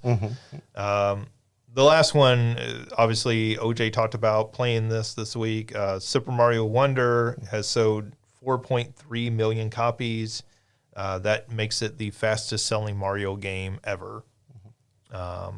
So that's another one of those games. By the end of the year, that game will probably eclipse 10 million because that's going to be on a lot of Christmas wish lists. Absolutely. this Yeah. year. It's on mine. Yeah. So I can see, well, there's 4 of us. 2 of us have already bought it. One of us is asking for it for Christmas, right? So 3 out of 4 people are maybe own that game by the end of the year. That's pretty good sell through. Yeah. So that's Nintendo. Let's switch over to Sony and the PlayStation. So a few kind of interesting things here. I kind of wanted to start off with this little tidbit. The PlayStation 4 and 5 will no longer have Twitter/X integration as of November 13th. So right now you can press the share button on your PlayStation controller and it will pop up with a screenshot of the last 30-second clip, and you can share that directly to your Twitter or X. Like I'm going to call it Twitter. I don't. It's still Twitter. Ridiculous. Yeah. And they are taking that out. Microsoft did this back in April. There's almost like Twitter is imploding. So this is interesting from two perspectives. One, it's interesting because, yes, they are abandoning Twitter, right? Like rats fleeing a ship. Everybody's abandoning Twitter. So that's pretty interesting. That says a lot about Twitter and how important people view it as, part of the social media landscape now. My social media class had a discussion about this just this morning, spurred on in part by me making out this rundown. But then I think the second thing that's pretty interesting is my understanding that after Twitter leaves on the 13th, then YouTube will be the only social media platform that is still active on that share button. So, both of these consoles have built-in share buttons, and they just don't have the platforms to support these share buttons. Yeah. So it kind of makes you wonder, like, is that share button dead for the next console generation? When we get a PlayStation 6, does it have a share button? Or are they going to do something different with that button? Are they going to return it to select and start like they should? Yeah. Please. Because it just doesn't seem like this is practical in the way that it once was. And so that's pretty interesting. They also released some data for PlayStation. So Spider-Man 2 has sold 5 million copies in 11 days. So, that's pretty impressive. Yeah. We talked about that was going to be a major seller. Yeah. The original Spider-Man game, I believe, is the best-selling game on the PlayStation 4. So this is not a big shock or surprise. Yeah. And I was going to say, so like, what was it, 2-3 weeks ago? Everybody I know either bought Super Mario Wonder or Spider-Man 2. Yeah. Yeah. Right? Yeah. They came out the same week. It was Yeah. like two of the biggest games of the year. Yeah. Right. And it's good for the industry, right? Like, good to have these games succeeding, both critically and financially.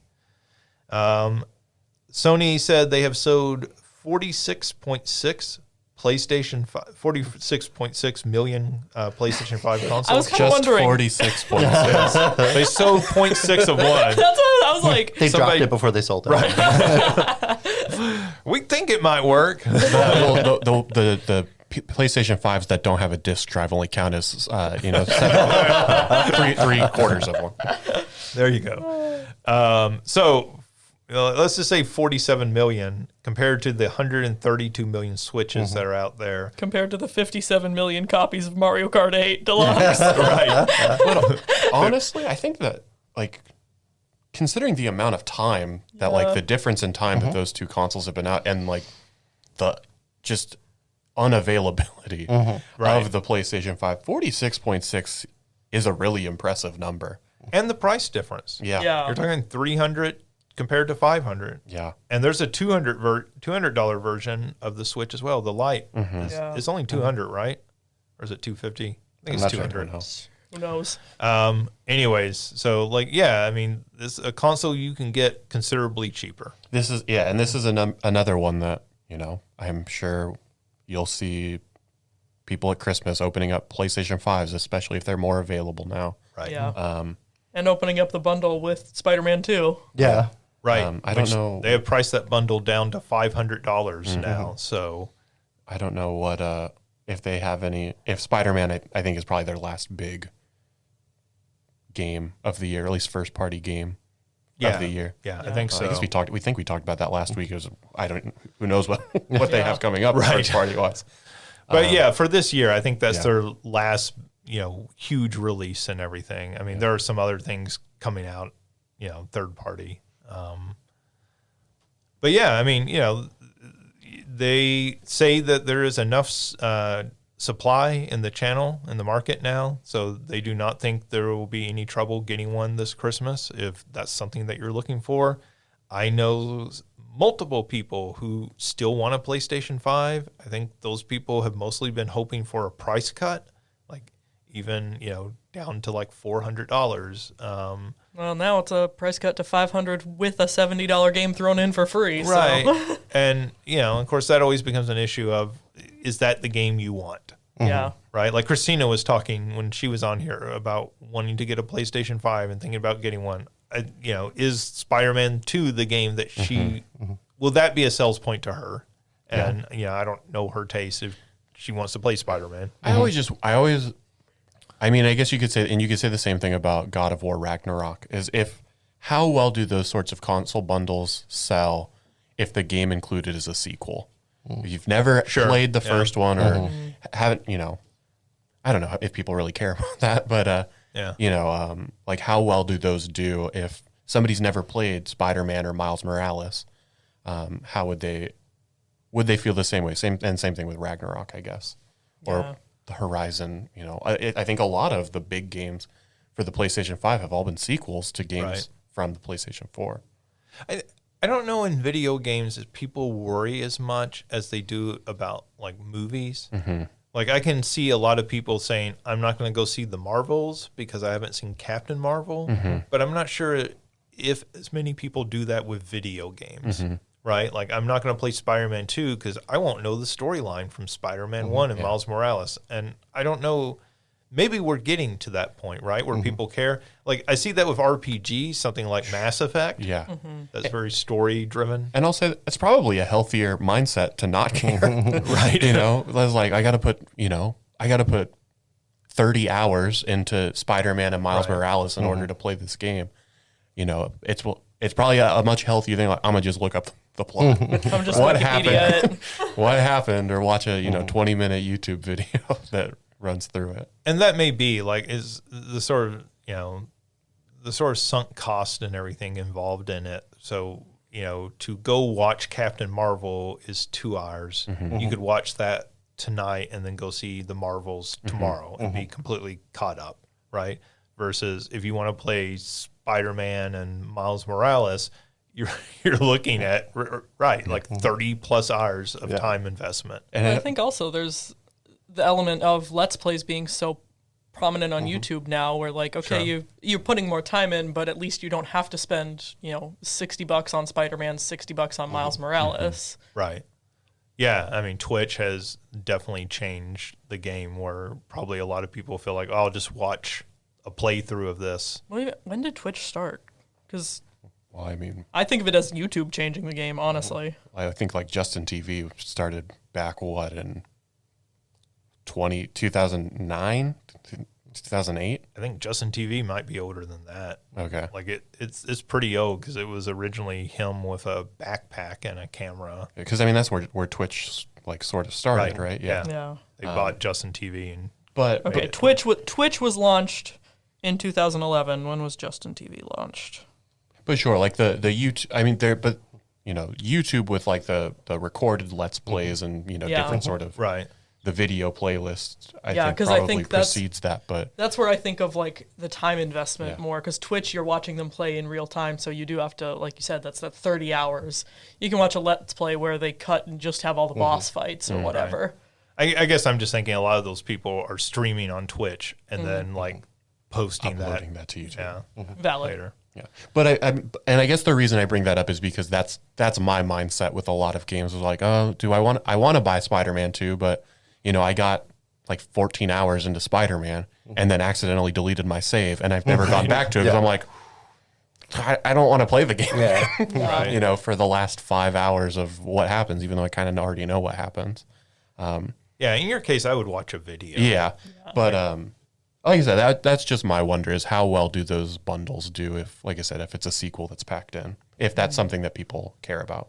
Yeah, and we've talked before that these bundles are really a price hike in a lot of cases. So, they sell the PlayStation 5 at $500 and they say, hey, we're going to throw in Spider-Man 2 in a $550 package.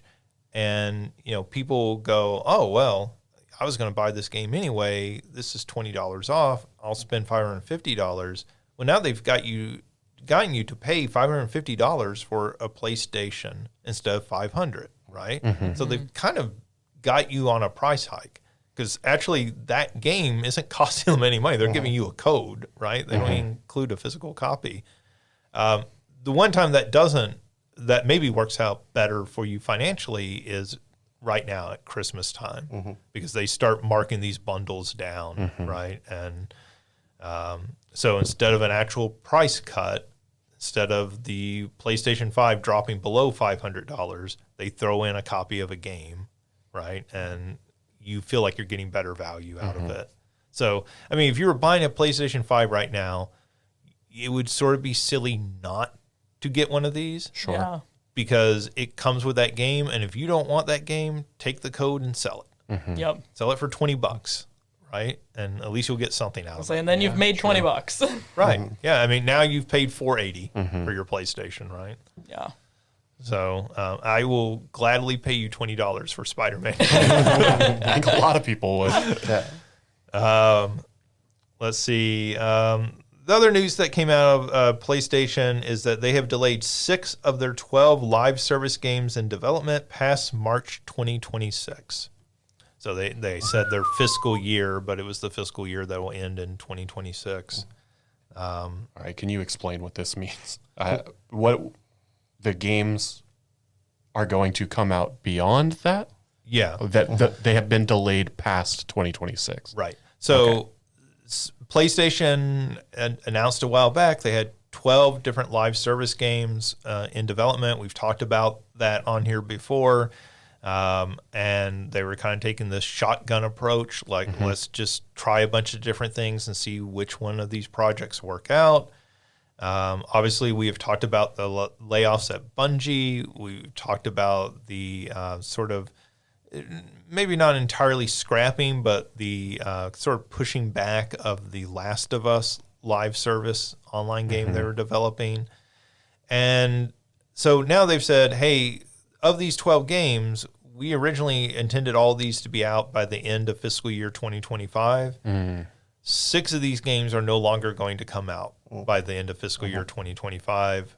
Fiscal year 2025 ends actually in March 2026 because of the way fiscal years and accounting work and everything. Yeah. So they still intend by March of 2026 to release 6 of these games, and the other 6 will come out theoretically sometime after March of 2026. But as we know, sometimes things that get delayed just sort of disappear, right? Yeah. Well, especially with live service games, how many of them have we talked about just like, okay, well, that's dead now. Yeah. Right. So like if the 6 that aren't delayed come out before March 2026 and do well, that still doesn't mean that the other 6 are going to do well. Right. Yeah. Well, and I think honestly, this feels like a good decision. Yeah. Because to have 12 of those games come out in the next 2.5 years, that just seems like a lot. I mean, again, we've talked about and maybe they know we don't expect these to have a super long lifespan, but if they can hit for 3 months and then we have another one come out, but that's a lot. That's a lot. So I guess it seems like a good decision, but also, yeah, I wouldn't be surprised if maybe only 6 of them ever come out. Yeah. Yeah. Yeah, I mean, we talked about this sort of scattershot approach, and that the idea was we know some of these 12 aren't going to hit. And our hope is maybe 2 or 3 of these out of these 12 hit. I don't know what their actual aspirations are, but some amount will hit and become popular. But as we've talked about with the decline of Destiny 2 and leading to the layoffs at Bungie and everything, there's a finite amount of time that people have to play video games, right? And when it comes to live service games, you're asking people to make a commitment to that game that like that's the only game they're going to play, or maybe they'll play one or two other games. So, when you're talking about one company putting out 12 of these, even if you have already accepted that most of them are going to fail, even if you think 4 of them are going to hit, are there 4 really popular live service games right now that you can name? Are there more than 4? Because then you're saying you're going to corner the entire market. Yeah. Right? Yeah. So, Well, I guess a part of that is, do you consider like an MMO to be a live service game? well, it would be an equivalent, right? Like, it's different, Yeah. let's be clear. Yeah. But, yeah, I mean, you're thinking of a game that people are going to play, continuously, like Fortnite. Forever. Yeah. This is the forever game that everyone hopes to have. And, we're seeing this, that these games aren't sustaining long term. They can hit, they'll be big for a year or two, but then they kind of, most of them that aren't Fortnite, that aren't World of Warcraft, because most Dwindle. Yeah. MMOs fizzle out. Yeah. And I mean, this is also going to sound weird. Maybe this is the time to get into it if a lot of those, because there was such, so many of them that came out. Right. That if those other ones that were big, the Apexes, Right. or any of the other ones are Apex now has also seen declining numbers. now starting to decline. Maybe it's like, well, we're rife. Time is rife for the next big one to come out. Right. I think it seems like Fortnite has had like another small boon because they released OG Fortnite Right. or whatever. It's the original Yeah. map. They had their single biggest day Yeah. ever. And so, Dang. I think, and that's what it comes down to, is how can you keep this, fresh for some extent. And I mean, good on the Fortnite people for figuring out a way to, get another boon and people wanting to play, or like it rekindling that excitement to Right. play their game, where others maybe haven't figured that out quite as much. How do we keep people coming back? Yeah, I mean, Fortnite is sort of in the Netflix position where they are so big and so dominant that it is just the thing that all your friends are already playing. So, like, if you're going to start playing one of these games, you probably play it by default because you know people who are playing it. And Netflix is sort of like everyone subscribes to Netflix because it is the biggest of the streaming giants, where going and subscribing to Paramount or Peacock is more of like an experiment and you don't know if there will be enough content that you're actually interested in. So it's really hard to think about, like, Yeah, in that sense, it's the one that people fall back onto. It's like, let's try out Apex. Right. Okay. And then, a week later, we're back to Fortnite or something like that. So, right. Yeah. And I think there's also, a bit of a sunk cost fallacy for a lot of players. They've bought so many skins and other things in Fortnite that they don't really want to abandon that. Yeah. So, yeah, I mean, I think you're right. This is potentially good news to like sort of space this out and not try to rush all these games out, because probably not all of them would be completely ready. I think the flip side is this may be a rethinking on PlayStation's part about going so hot and heavy into the live service. And I think, what is the games landscape going to look like in 2.5 years as well? It was just a couple of years ago, it was like everybody was making a battle royale, and now it's, you still, they obviously still exist, but they're not, they have had to change. They have had to adapt, where it's F-Zero 99 is now what you're getting as a battle royale, instead of just the Fortnites or the Apexes, it seems like. Yeah, because like people are still playing Fortnite and PUBG. PUBG is huge, especially internationally. That game is huge, and you don't hear anyone talk about it hardly anymore. I just had war flashbacks to undergrad when like my best friend played PUBG nonstop, and like I have not heard of it since.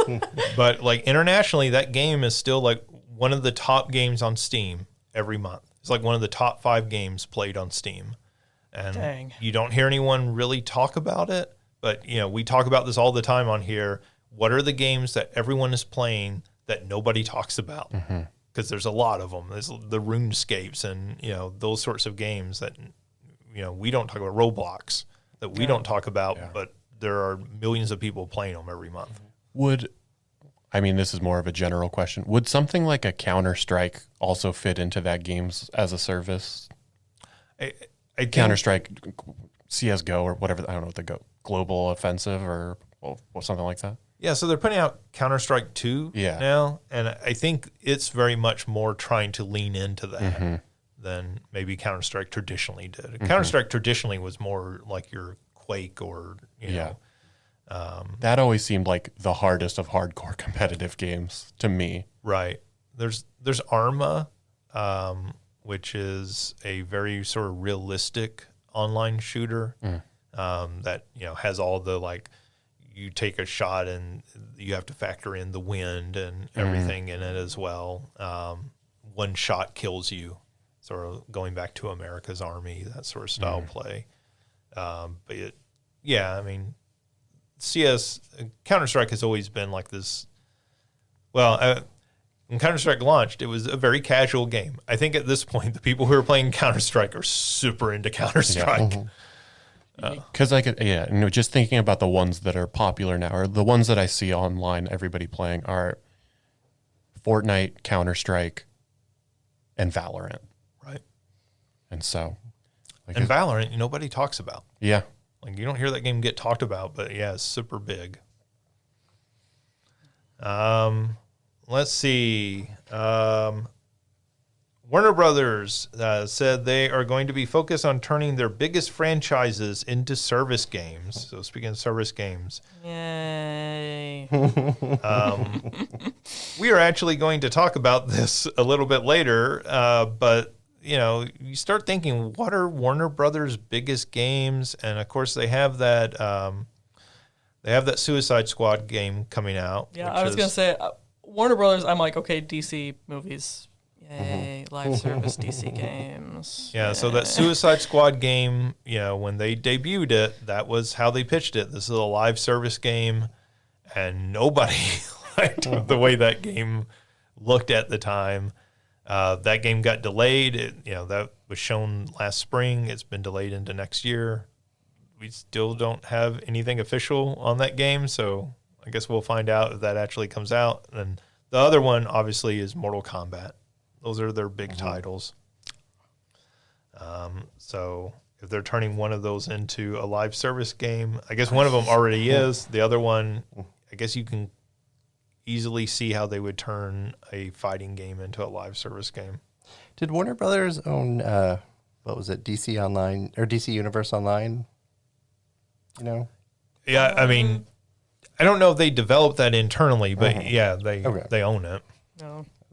That didn't really do that well, but I was just looking up what else do they have, and it looks like Lord of the Rings, they did like the Shadow of War and Shadow of Mordor. Right, but they don't have that license anymore because that's did they not? Embracer owns that license. Right. Well, never mind. Never mind on that front. Then. Those were good games. Yeah, but that's what I was like. Okay, I could see like a Lord of the Rings service game, being popular again. You're hitting there was Middle Earth Online. Yeah, you're hitting a obviously very devoted fan base. I like that you look at Alicia. Well, of course. But you're also hitting a fan base. Is gonna again. I don't mean this as a critique or anything. Sure. Big expectations. I'll say, those are fans who are going to know if you've messed up. Right? I'll say, I think, and that's kind of my thing on like Lord of the Rings. It has such established lore. Like, where do you fit in a service game? Right. Or like something like DC Comics. There's already so many superheroes and supervillains. Like, where do you fit in characters that anyone can be? Well, think you could have like Aragorn doing like a Fortnite dance. But like I think you hit on the problem there, right? That was sort of the problem with things like DC Online is you want to play as Batman. Yeah.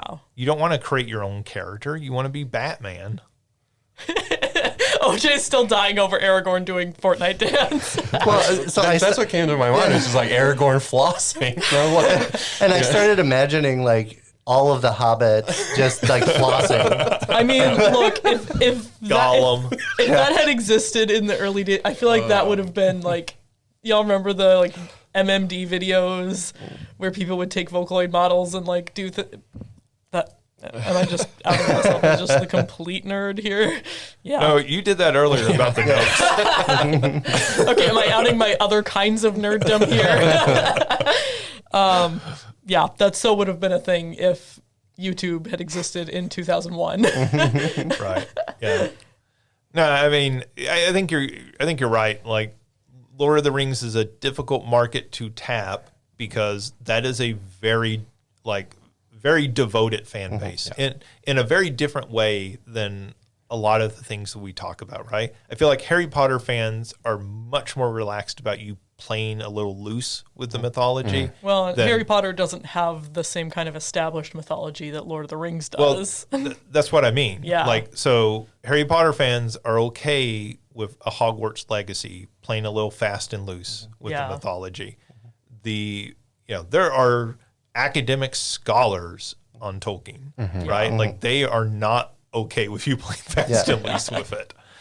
And I think that's why it makes more sense as an MMO than a service game, because you can create your own character in this world, but it's still going to fit in with what is more of that established thing that somebody like me who's a far more casual Lord of the Rings fan, I don't really care that much, but I understand why people who feel so much more attached to that series really do care about it. Right. Yeah.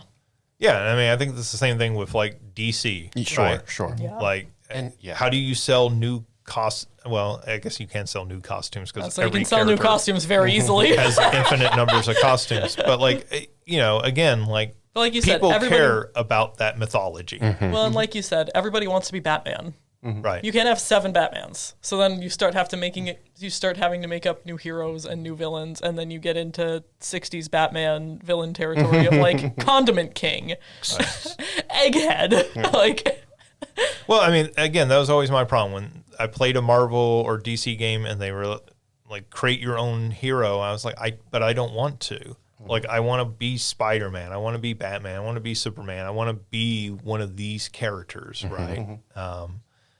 So yeah, those games are difficult to deal with. I think I think you can do a superhero game in Marvel or DC where it's like make your own hero, make your own villain, but you can't have 400 people making their own hero, making their own villain. Well, you're the game City of Heroes. That was City of Heroes and City of Villains. Yeah, and that's what a lot of those people were doing. Were trying to recreate Marvel and DC heroes. Yeah. I really did enjoy that game when I played it, though. But I was trying to make other superheroes. Well, I mean, that's understandable. That's what I would it's totally do. understandable. I just Yeah. So let's see. According to people close to Free Radical Design, these are the people behind Time Splitters. The UK-based studio has been part of the Embracer evaluation, and employees have now been notified that it could close. So this is sort of the slow motion train wreck that is Embracer. We talked about how Embracer was buying up all these studios like last year, and how could that possibly be sustainable? And this year we're seeing it slowly over the months collapse. Like they're shuttering studios, and here's them apparently warning this studio. At least they're giving them a warning, I guess, that we may shutter you. So, yeah, just that's such like sad news. Yeah, just sucks. Let's see. Valve has, just as of yesterday, announced a Steam Deck OLED. This is not a Steam Deck 2, which they say is still 2 to 3 years away. So this is more kind of like the new Nintendo 3DS, where they went in and like just did some revisions to the hardware, but then the 3DS XL. Right. It's not a whole new system, a new generation or anything. So no bump in processor, but it does have a slightly larger OLED screen, so you're going to get a much sharper, much brighter screen. It's only like 0.4 inches bigger, but on a handheld, that's still significant. It's significant, but wasn't one of the problems that we've all talked about with the Steam Deck, like how big it already is? Yeah, but like the screen is not really the fault there. There's other ways that could be shrunk down. Okay. I was like, because in my head, I'm like, you have to make it bigger to make the bigger screen. Yeah. But I guess now you can probably take away some other plastic. I think they shrunk the bezels a little on this one to make it bigger. I don't think it's any bigger physically than the previous model. And it's also supposed to have better battery life, which is, those are two really big upgrades for that system. The battery life, especially, in my opinion. I think I'm going to get one of these because like my gaming laptop is pretty far behind now. And so I was thinking, but the only thing I really do on my laptop is play games anymore. I do everything else on I have like an academic laptop and then a gaming one. So I think I might just get this. I think I saw that these are potentially going on sale in November. Maybe you can I think it's the pre-order. 16th. Okay, I guess it's November now. But it was a couple of weeks away, 2 or 3 weeks. Yeah, this might be on my list too, because like I want to get into more like PC gaming stuff, but also like the price of a gaming laptop. So this might go on my list. So as part of this, they did lower the price of the older model. So they're going to continue to sell the older model alongside this, and they did do a slight discount. I would say wait until Black Friday or the Steam sale that they do at the end of the year, and they might discount this again. So I got my Steam as a refurbished one, so I got it discounted. And I would say, if they're putting out this new model, you might see discounts on that old model. Yeah, I want to say I got mine last year right after Christmas because they were having some sales. So I think, there will be sales in Steam for sure. Maybe not on the new OLED model, but definitely on the older model if you're okay with that. Let's see. Steam is going to also allow players to mark games as private in order to hide them from your friends. So if you were playing any of those hentai games, don't worry, Justin. Or you're playing Gal Guardians and need to hide it. Can't let people see me playing anime. No, certainly need to hide that. And when I go on a podcast and talk about it 2 hours every week.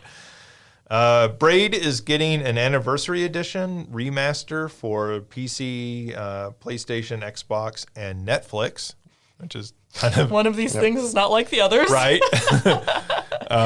Which is kind of interesting to see Netflix listed as a platform. That's cool to see them doing a remaster of Braid. Felt like a very important game at the time it came out. I feel like it's kind of lost a lot of that luster over the years. People don't talk about it as much as they do Fez and some other follow-ups. But it's still a good game. So this seemed like it was going to be really big news this week, and then it kind of just fizzled into an announcement of an announcement.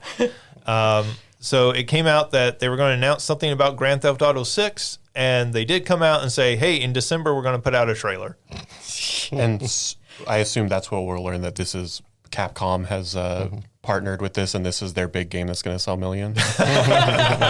Capcom wishes. We're talking about Mario Kart 8 selling 57 million copies. I think Grand Theft Auto 5 has sold something like 180 million copies. It's like an insane number because people have bought that game multiple times. Yeah. It's on 4 different, PlayStation 3, PlayStation 4, and PlayStation 5 now, I think. Yep. GTA 6, co-sponsored by Capcom. I don't think Take-Two is going to let anyone near that game. They want all that money to themselves. So I am excited to see that trailer. It's hard to get excited about an announcement of a trailer. I know, I'm announcing the trailer. I just have flashbacks to when the first Deadpool movie was coming out and Ryan Reynolds did like that tongue-in-cheek, we're those assholes who are going to announce a trailer to a trailer. So, man, I feel like that's the only way you can legitimately announce a trailer is coming. But it's like those teasers to trailers you get now where it's like a 5-second clip and they're like, the trailer is coming out Tuesday. And you're like, you don't need a teaser to a teaser. Like, Yeah. you're getting like too many layers removed here. Well, and the biggest problem with that is half the time they don't actually announce the thing. I still think of, Metroid Prime 4. We got that screen at E3 Right. however many years ago, and there's still never been anything. I mean, there's a lot of news about it, but Well, they rebooted that game. Yeah. They restarted it. So, but yes, that is one of those forever games in development. I know that, and I think the Game Awards are the 7th of December, so I wonder if that will line up with that trailer. Yeah, Rockstar's weird with their stuff. So like they don't announce stuff at E3. I think they very much feel like they're bigger than needing a press conference or something to launch it. So I sort of don't think it'll have anything to do with that. But you're right, the timing does line up. Yeah. Or it'll be one where it gets announced beforehand and then they'll play it again at the Game Awards. But you are right. I mean, GTA 6 does not need anybody else to prop them. Right. No, That is a game that can't exist on its own. They can just drop that on their YouTube channel and it will It'll be bury everything else. It'll be number one on trending for like 4 days at least. Yeah. I mean, absolutely. And it'll be tons of those videos of we dissect this trailer for every tidbit we can get. 50 plus Easter eggs that you miss. It'll be a 2-minute trailer and there'll be like 2-hour videos like just dissecting those 2 minutes. If you look in the upper right corner, this pixel is the wrong color, and that's a throwback to GTA 1. This is Miranda from GTA Vice City. And you're like, what? Who is Miranda? Who remembers?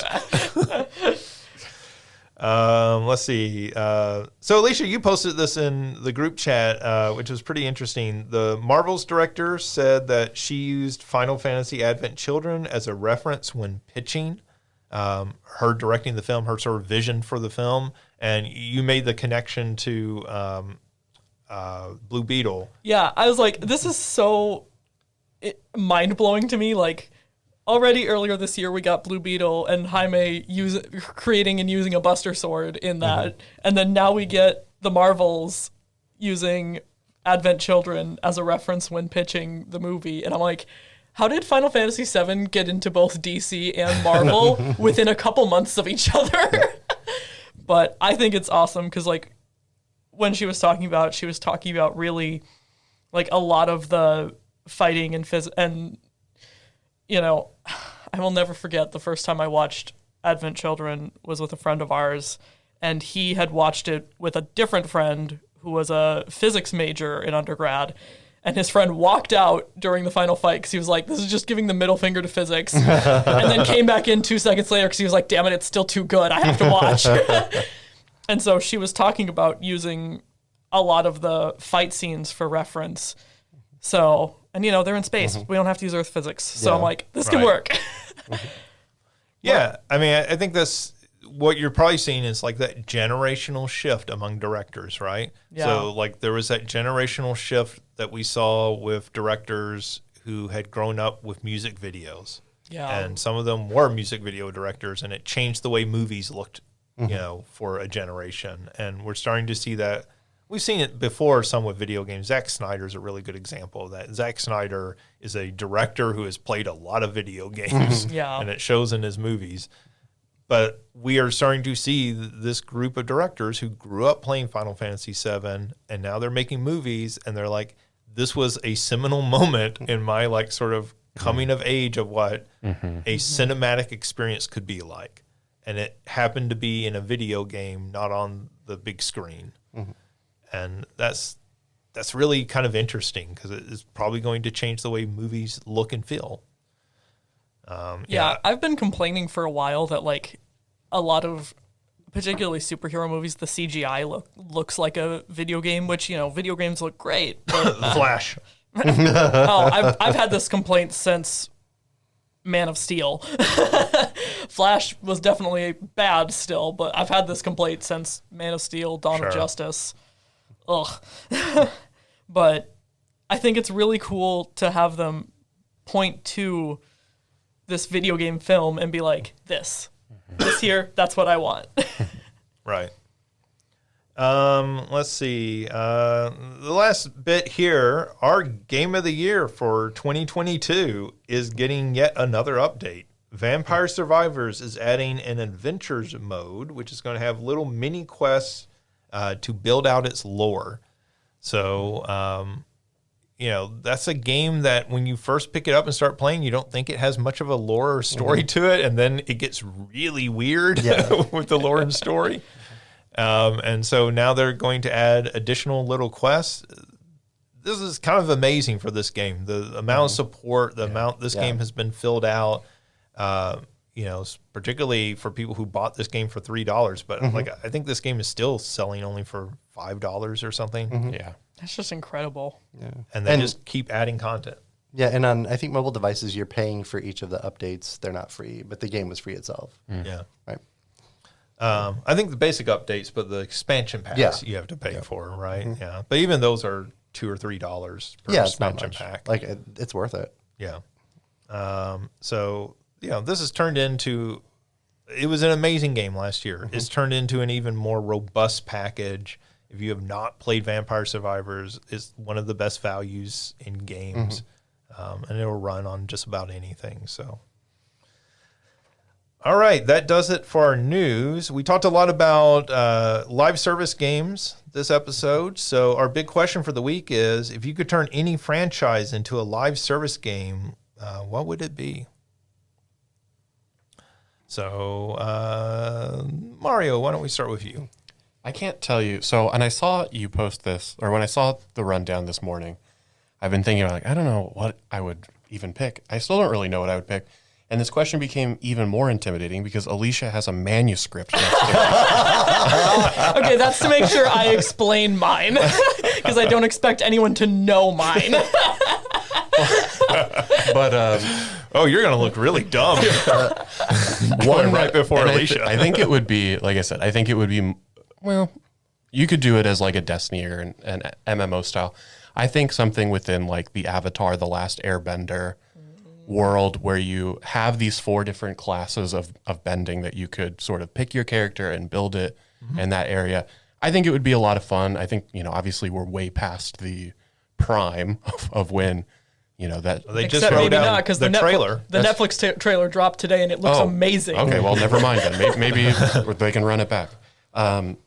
I think something like that would be fun because, like I said, you have these different classes that allow people to do it. I don't think you fall into the Marvel or DC where like, I want to play as Aang. Like, no, you just play as like whoever your thing is. I think you could have like a really interesting thing where like, one person randomly does get like the Avatar powers and they can do all of it. And then when that character dies or if they've been inactive for long enough, that transfers to like a different, sort of player in the game or a new account that gets made. So I think you could do some really fun or interesting things with that. And I think, like I said, you could create like interesting raids where you have to team up with people who have the different bending abilities. And so I think something like that. I also didn't know, like, should I take this as a question of what franchises do I hate that like maybe this would just like bury them for good. I thought that too. But if I'm hoping for something to succeed, So I think I got to ask, which franchise I don't. would you That's bury? going to take an even longer time for me to figure out. Bubsy. It's going to be Bubsy. Bubsy is one that like came to mind. Atari owns Bubsy now. Atari, this is your opportunity. Maybe that can be the Bubsy live service game. that can be the big question for next week: is which franchise do you want to bury? Barry Bubsy. But like I said, I think an Avatar thing would be interesting, and I'll have to go watch that trailer after. It looks show. so good. That makes a lot of sense. I think that actually makes sense as a game that would be able to function like this, or at least you could try like something interesting, right? Like there's a good setup there for it. All right, Alicia, would you like to read your novella? Okay, so I also actually did think, I was like, what franchise am I just going to bury? But then I thought about it and I was like, well, this particular franchise has never been as popular in the US as it should be. And so if I can just get it that hype for, a year of a live service game, get that hype, get people invested, I'm okay with that. It won't kill the franchise. So I went with a manga series called Saint Seiya or Knights of the Zodiac. The basic premise is that every 250-ish years, there are holy wars between the Greek gods. And so Athena is reborn as a human every 250 years. And, you get like Poseidon and Hades like possess different people. And so you have, Athena has her saints, who all of their armors are based on the 88 constellations. Poseidon has 7 marina generals, and then, there's other marinas who are based on different sea creatures. Hades has 108 specters. Artemis has angels. And one of the spin-off series, Saint Seiya Lost Canvas, also started incorporating other mythologies. So, like, Odin has god warriors, and, like, they incorporate, like, Chinese mythologies. And I would love to know what those ones are, because they haven't been translated into English. And South American deities and stuff like that. So I was thinking a Knights of the Zodiac live service game would be fun. I think they would have to pick an era. So, okay, it's the 1980s or it's probably not the 1980s or the 1750s, 1730s, because those two are fairly well established in fans' minds. But, like, go ahead and jump to 21 or 2220 or whatever it would be, and let players choose their allegiance. Are you going to be one of the saints? Are you going to be a marina? And just go wild. Yeah. That sounds cool.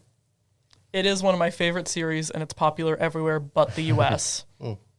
Especially, like, Brazil, massive. And would it be, I don't think this is necessarily the same, but in terms of, like, level of popularity, would it be like what Sailor Moon achieved in the U.S.? I think so. Okay. Yeah. In terms of its popularity elsewhere. Yeah. Yeah. The U.S., man, I need it. I need people to understand how good this series can be. All right. OJ. So mine's kind of cheating, but because it already kind of existed already. But right when I read this, I was thinking about Castlevania Harmony of Despair, which I've talked about multiple times. And I would like to see them bring that back on current gen consoles, not just like the streaming or the Game Pass or whatever, but like actually bring it back with everything in it and then add new stuff to integrate a lot more of the Castlevania games into it. Because I think it was fantastic. I really enjoyed it. But you can't do any, like, you can't play with anyone anymore. But I think if they brought it back and updated it, there would be a lot of people coming towards it. There were those rumors that Konami was working on multiple Castlevania projects. Yeah. So you never know, right? Especially with the Netflix shows being so big. Yeah. A lot of people would come in now. Right. Yeah. Well, they're doing that multiple, they're trying to, like, dig into their properties. So they're doing that with Silent Hill. They're doing that with Metal Gear. And so the rumors are they're doing multiple projects with Castlevania. They just haven't announced any of those yet. So, like, I know I wrote this question, so I'm responsible for it. I sort of took a different approach. I was thinking of what game probably should be transitioned over to a live service instead of a regular release. And I think most sports games are at a point now where they really make more sense as a live service than an annual release. I like the NBA 2K games, but I do not buy that game every year because it's sort of ridiculous. There's not enough changes year to year to make that game worth it, and the roster updates don't matter enough to me. Yeah, and they already do that throughout the course of the season as well. They're updating rosters as trades happen and stuff like that. So, no, that's a great point. Yeah. So, I mean, that's already kind of a live service function, right? And I know a lot of people are unhappy with the NBA 2K games because there are a lot of microtransactions and stuff in there. Those are things you don't, if you're playing like the franchise mode, you don't have to engage with, which is what I'm playing. But I feel like there are ways to, for them to monetize the game and to, like, keep it out there on a multi-year basis and update it, every year, maybe in minor ways. But like, they're obviously not putting out an entirely new product every year. And I feel like they waste a lot of times because every year when they put it out, they redo the menus, they redo, all this other stuff. And for what? Like, none of that matters to anyone. They care about the actual gameplay and some of the, special features and all that. So I feel like a lot of sports games, people have said this for years about Madden, and maybe that then makes a lot more sense. If these are live service games, it makes a whole lot more sense to bring it back some of those arcade style sports games like your Blitz and NBA Jam and those sorts. NBA Street, I know you're a big fan of. So yeah, that was my answer. I like that a lot. Yeah.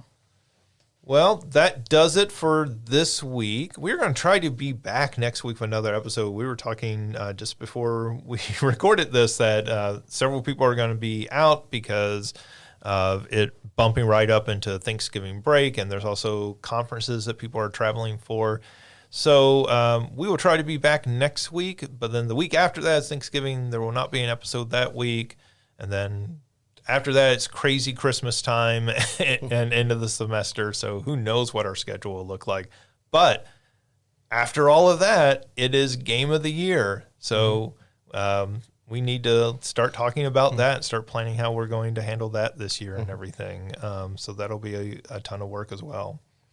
But if you want more of our content, if you want to look at Game of the Year stuff from last year, you can check all that out on salukigames.com. I want to thank OJ and Mario and Alicia for joining me. Thank you to everyone out there listening. And we will be back soon with a new episode.